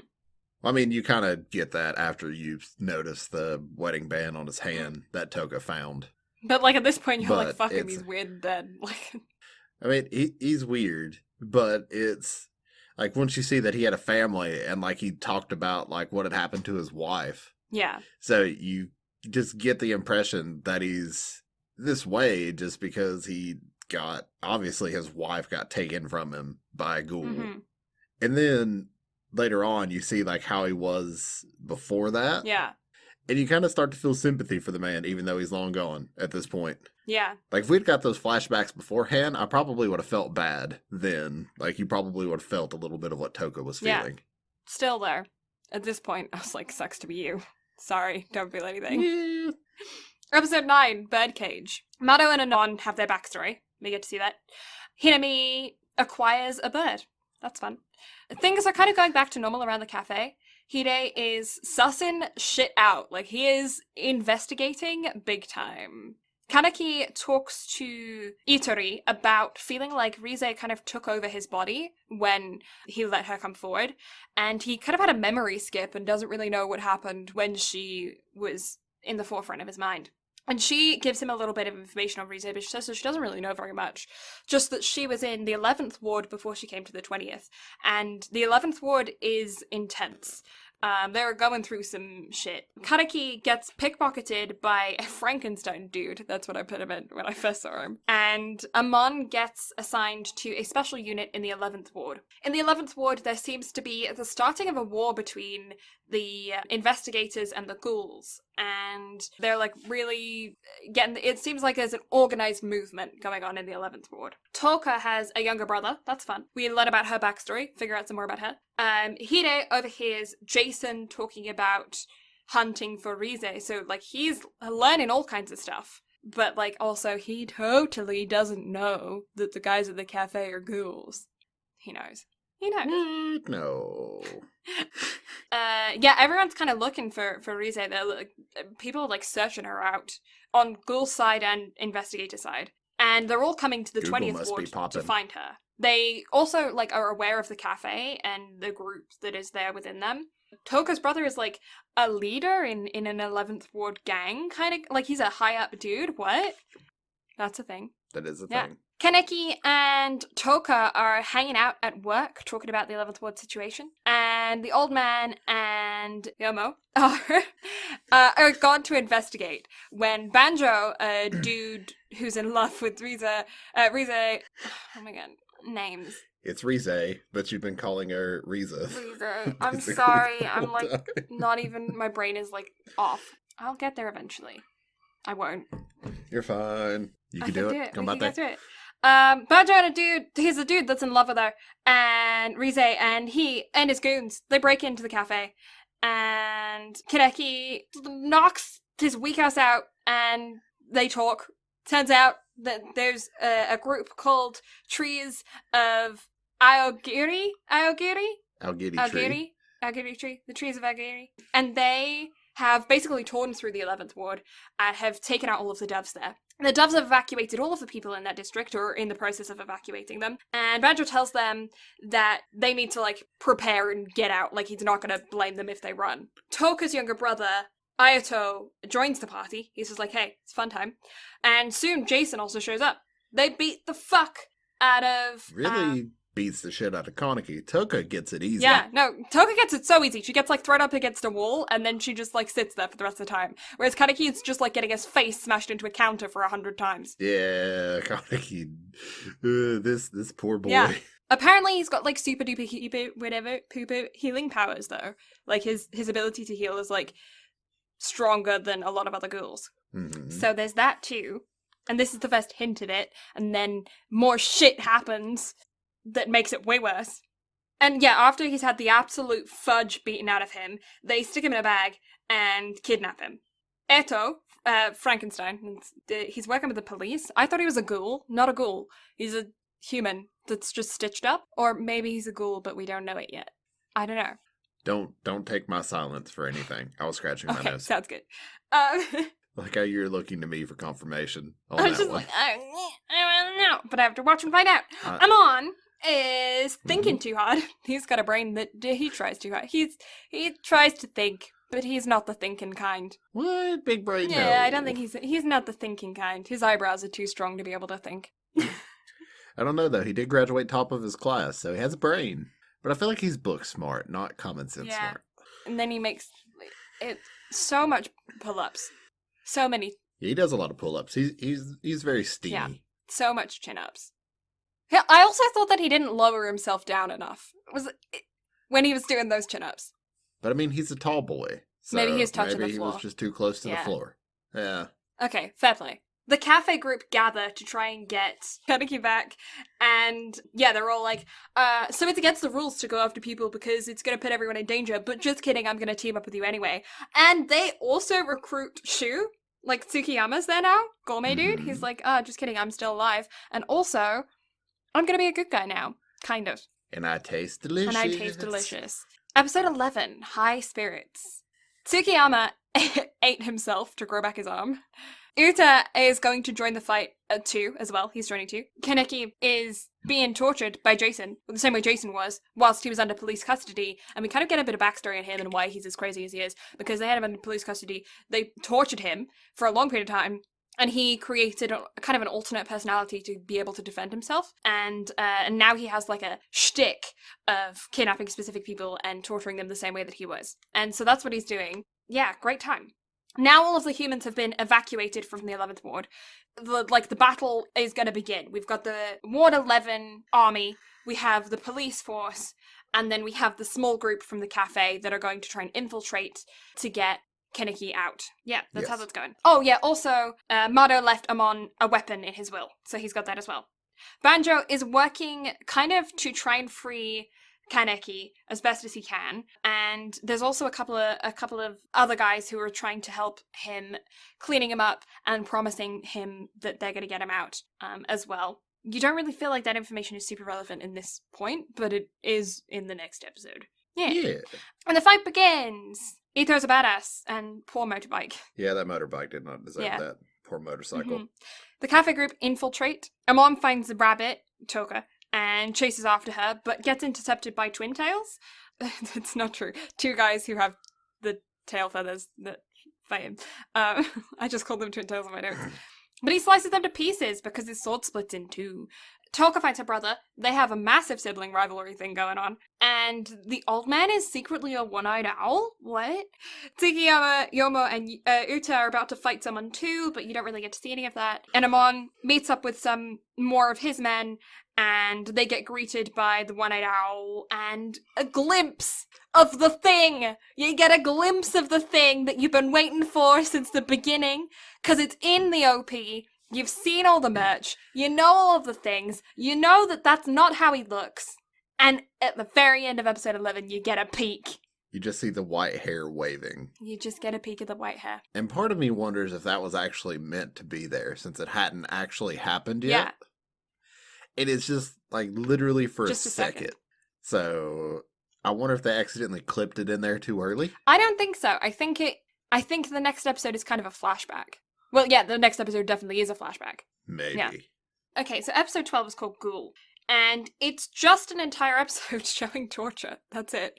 It doesn't explain anything. Yeah, it's just Kaneki getting tortured the entire time. Yeah, it doesn't explain anything. You don't get to see the rest of the battle. The way that it ends in episode 11, with everyone paused in their fights, who's about to start fighting who's already fighting who, the conversations is happening, everything is paused at that point. Episode 12, you just get the torture that he endured. You get the multiple days of, I think it's 3 days of torture, I'm not entirely sure though. 7 days. Because it stated that there's, like, they have a week to plan everything out, because it was going to be a week before the raid. Right. Okay.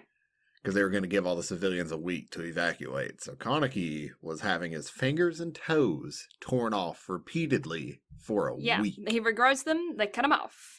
And throughout this entire time... they did screw up one little detail that I noticed this time through. They showed his skin being tattered on his toes, but not on his fingers. Yeah, I saw that too.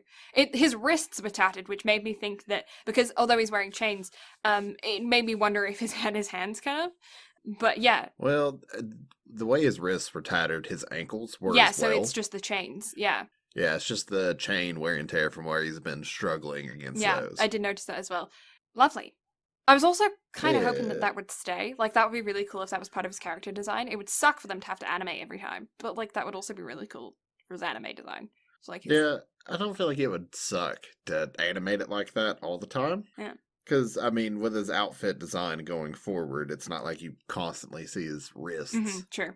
I would, like, I thought it was cool. But they also shove a Chinese centipede in his ear. And also throughout the entire time, he's also being spoken to by Rize. He's having, like, a load of memory flashbacks as well. So you get to kind of see more of his childhood, him being manipulated, his brain also just breaking, his psyche being completely broken down, destroyed because of a week long of torture. He's having to count back by 7 seconds, and you find out more about that in the beginning of season 2, so I'm not going to spoil anything about that. And also to the couple, there's a couple of people, like a male and female couple, that were looking after him, cleaning his body, mopping up the blood in the room, that kind of stuff, and they were also promising that they were going to help try and get him out of there and stuff. And at one point, Jason had him choose who was going to live out of the couple, and he refused to choose, he couldn't choose, and so Jason killed both of them. Funsies! And then it's also him in his brain going through the fact that he's to blame for it because he wasn't strong enough, he couldn't make a decision, and because he couldn't make a decision and he was weak, both of them died, when if he had made a decision, they wouldn't have, because his mindset is changing. However, I also feel like Jason would have killed the one that he chose anyway. Agreed. Because he told Kaneki, he's like, look, it's not your body that I'm trying to break, it's your mind. So he's like, pick one, and I'll spare them. But I guarantee you, whoever he picked would have been spared. They would have been killed. Same. And then, yeah, he was almost devoured. Jason almost, like, had a good chomp on him. But he had a hair color change. And everybody knows in anime, if you change your hair color, you level up. That's how that works. That is how that works. But yeah, so he lost his humanity now and has a fun time with Jason. And I just love how, like, the second Kaneki gets up, the OP starts playing through that entire, like, just scene. Yeah. Like, anytime an OP plays at the end of a season, you know shit's about to get real. 100%. And I loved it. I loved it so much. Yeah. It was super good. Ending was super good. Obviously, good enough to make you start season 2, did. even though we have no intentions of covering it right now. Yeah, I did start season 2, though. It was, the way that it left off was super cool. So, what do you rate it? I am giving it an 8 out of 10. Okay. I don't know why I'm not giving it those other 2 points. I just feel like an 8 out of 10 is a solid score. What about you? The way you were talking about it, I figured you would have given it a 9. Yeah. I didn't figure you'd give it a 10, because it's not perfect. It's not perfect. I don't know why 8 in my head is like, you know, when I'm thinking of a score, I was like, 8. And I'm really solid on that, too. I'm not, like, feeling like I should change it. I don't know what's holding me back from giving it the 9. Yeah, I really don't know what's holding me back from giving it the 9. I just feel like it's a solid 8. You think part of that could be, too, because you've already started into the second season? So you know how it ends instead of just having that badass cliffhanger of an ending? No, because I was thinking 8 when I left it. Mm-hmm. When I watched the last episode. Because like, when you watch the last episode, I don't know about you, but, like, you kind of start thinking about how you're feeling about it, reviewing it and stuff. And I was at an 8 then, too. And I was, and I started, when I sat down to record this, I was still at an 8. And I was wondering whether or not it was going to change. But yeah, no, I'm at a solid 8 all the way through. Mm-hmm. What about you? I'd say 8.5. Yeah. And reason being, because episodes 1 through 11, I give a 7. But episode 12, it gets a 10. Really? That's interesting. Because it's such an iconic moment in anime. Like, that is one of the, if not the best, character changes in anime. And it's so well done. It's a true character shift. And also, it just ticks all the boxes. Like, it has, like, as far as a perfect episode goes, it has everything you could want out of an episode. Yeah. So, for me, the last episode gets a solid 10. Like, hands down. Mm-hmm. Plus, you play me the whole OP for Unravel, you automatically get a 10 just for that. But, no, it ticks all the boxes. And it's what you've wanted throughout the entire show. You want our main character to stop being a snivelly, whiny little bitch. Yeah. And to actually be a man. And here it is. And so they did it in a way to where it made sense. The character motivation, all of it was phenomenal. Like, that last episode is storytelling at its peak. It gets a 10. So therefore, you put the two together, 8.5. That makes sense. If it were my first time watching it, I probably would have rated it a bit higher. Like you, maybe like an 8 or so. Yeah. But it's just, watching it through this time, it was hard to sit through because of Kaneki's constant whining. And I knew it was going to be constant whining, so it kind of got on my nerves a little bit. But it was awesome to sit back and rewatch it after, taking so long off from it. But it also didn't help watching it after Dead Man Wonderland, which was also a lot of whining and sniveling. Yeah, I don't know that I found him whiny, but I guess it's just because, I don't know, maybe it's just as a first watch through. Like, people don't find him as whiny as you would do if you watched it a second time. Because I didn't find him particularly whiny. I found him naive. But then that's expected of his character. But, like, yeah, I don't know. I thought the action scenes were super entertaining. I didn't feel like they went on for too long. Because sometimes I find that action scenes go on for so long that you just kind of zone out. Is that just me? Honestly, I could have went for an entire episode of Kaneki and Jason fighting. Instead of it taking place in the span of, like, 3 or 4 minutes. Yeah. Like, I would have loved for them to have drawn that out, because I think that could have been a badass fight. Like, Kaneki just finally getting used to his powers and everything. I don't know, I think that... And it would have been... I feel like that would have maybe taken some of the magic away from the immediate establishment of Kaneki having intense strength. Well, I think it could have been like it could have been an added storytelling bonus because you get that visual of Kaneki like eating Rize to kind of like let her take over in Yeah. essence. But then it could have given an extra dimension to his character as well. Like if during the fight, Kaneki's just like, I'm stronger, but I'm not as strong as I can possibly be. And then Rise's just like, you got to let me have full control. Like you need to fully give Right. in to the dark side and then just full snap. Yeah, okay. Because like it's a phenomenal turn, don't get me wrong. Like his character does like a 175, not a full 180, or he does like maybe more than a full 180. Like he went from being whiny and snivelly to sadistic. Yeah. And I feel like it was almost too much too quickly. But I feel like that's also part of the reason why they gave you Jason's backstory as well, just so like Kaneki snapping made sense. Yeah. But it also seems like he went too sadistic for the conversation that he had with Rize as well, being like, you know, whoever gets in my way, I'm going to stop them and I'm not going to show any mercy, but also you can't have full control. Yeah. So I feel like it took it a bit too far instead of like what they were going for. I don't know. I don't know how I would feel if you changed it to have it being a really long fight. Mm-hmm. Because I feel... It's just, yeah. I don't know. Like, I feel like there could have been... I feel like there's such a I just statement, felt like something though. was missing. Mhm. Even though it's a 10 of an episode, it still feels like, as a whole, because of the drastic shift in character, and again, this also may be me having seen through Root and knowing everything that I know, still just feels like something just isn't there. Yeah. I just feel like... But, I don't know. Because it's such a statement to just be like, oh yeah, he wakes up with white hair and then one of the guys, like, that Mado couldn't take down. Like, he's such an intense dude that, like, the best of the best was struggling with him. And Kaneki wakes up and just takes him down so easy, you know? There's something about that that's just so satisfying. But it's also then you're elevating the level of ability. Because then when you compare him to other people who previously weren't super strong and now they're on equal grounds, it makes Jason look really weak. So having drawn out the fight would probably level out the playing field more. So I understand that point as well. Inflation. Basically though, right? I mean, yeah. It's just one of those things where it's like, less is more. Except whenever something is missing, then less truly isn't more. Yeah.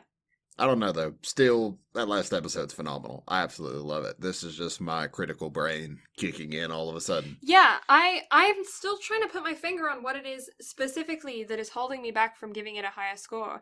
And I really don't know. So maybe I should give it a higher score. Well, no, it could just be because it didn't have that wow, like just full wow factor to it. Like, it was really good, but it didn't have anything there to just truly push it over the edge into the greatness category of numbers.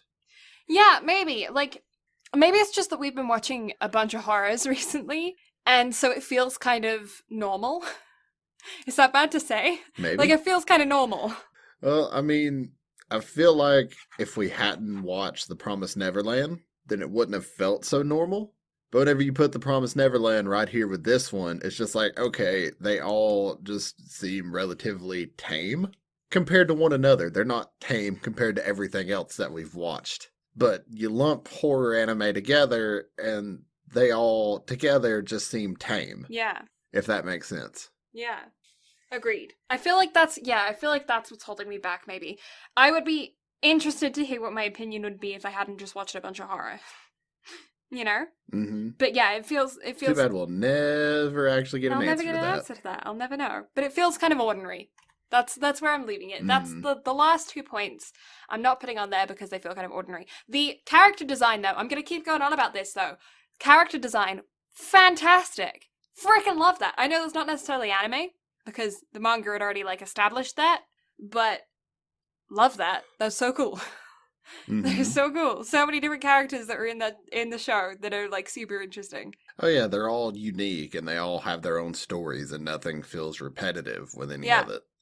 So it's definitely something to be appreciated about the show, for sure. I think that wraps up everything. Like, I don't have anything else to add to that. I feel like we got out our rants and raves and praises. Anything else to add? I don't think so. Plugs? You can find the absolutely lovely Blue Lavender on Twitch Monday through Saturday, except for Wednesdays and Thursdays, with her arts and other fancy schmancy stuff that she does at twitch.tv/Blue Lavender from 8 p.m. to 10 p.m. Mountain Standard Time. She also has an Instagram and Twitter at Blue Lavender STM, where she posts stream updates and also photos of stuff and art and things. Yeah. And she also runs an adorable Instagram for Tilly at the best Tilly Bean. I do. That is a thing. I do run that Instagram. If you like my co-host, Brad, you can find him on Twitch at Brad Cutter Gaming. He's actually been streaming more than I have recently because I have been taking a break due to family things. Yeah, he has been streaming. He's doing horror-y stuff for October. It's a fun time.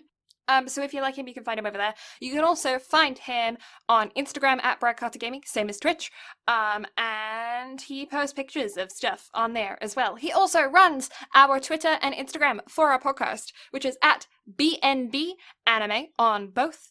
I feel like I always say BnB Anime, and I say it too quickly for you to know whether it's an and or an N. It's an N, BnB Anime. Yeah, we're on Twitter and Instagram with it too.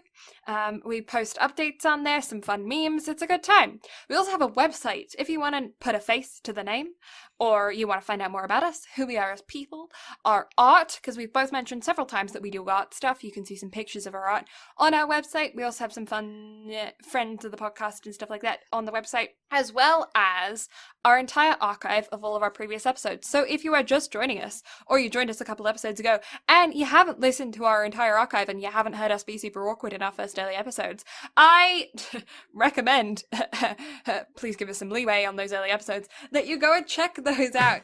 If you're on the website, you can also find them on whatever listening platform that is like most, common, the Apple ones, the Spotifys, and on the YouTubes as well, where we also have all of our previous episodes, a full, fun, fresh archive with some fancy old thumbnails. And like I said previously in this episode, if you have any ideas for us, shows that we should cover, themes we should have for the month, things like that, hit us up in those DMs or in the comment section on our YouTube videos. We love to hear from you guys. We want to know. We want to know what all that's about.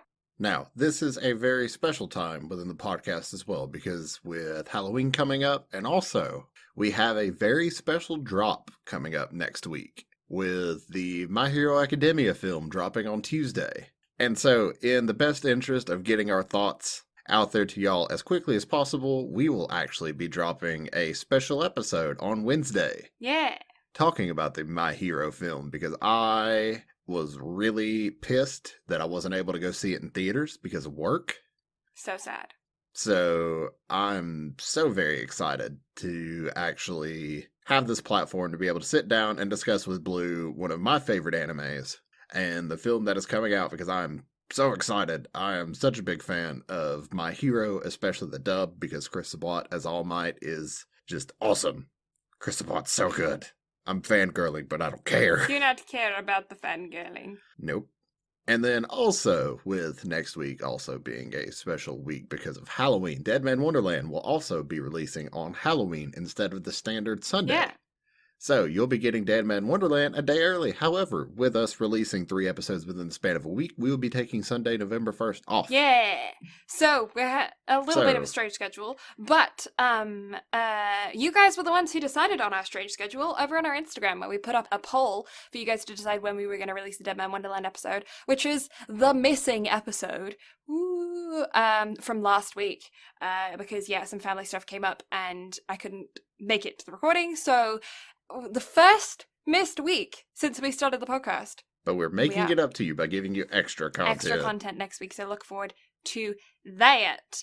But schedule will go back to normal on Blue's birthday, November 8th. My birthday. With free. Also with the beginning of Sports Month. Starting Sports Month in November. Super duper exciting. Yeah, so... I'm not, because if free bombs, I'm ready to cancel Sports Month. Sports Month. You'll like free. I hope. I haven't seen it in a while. You'd better hope so, because if it turns into another dive, I'm canceling Sports Month. No, don't do that. Yeah. What's your favorite horror anime? That's what I want to know. Let us know somewhere. Tell us about it. Wherever you're listening. Yeah. by all means, horror, psychological thriller, anything Yeah. like that. If it is not anything that we have covered, we will definitely take your suggestions for next Yeah. year. What's your favorite spooky anime? Because having a themed month for February and October is definitely a regular occurrence. Because if there are two running genres in anime, there's always romance and Yeah. horror. So therefore, I feel We're like never gonna that run out. is two very solid months to set for stuff like that, because it kind of Yeah, makes we're never sense. gonna run out of those. Definitely not, because I swear, at least every season we have at least one romance or rom-com dropping. It's kind of a Yeah. thing. So leave us Mm-hmm. suggestions, because we will definitely Yeah. take them. So thank you all so much for listening. Blue and I greatly appreciate it. Next week you have multiple episodes to look forward to, with the My Hero Academia film Heroes Rising and Dead Man Wonderland. So until then, we'll catch y'all next time. Bye bye. Bye!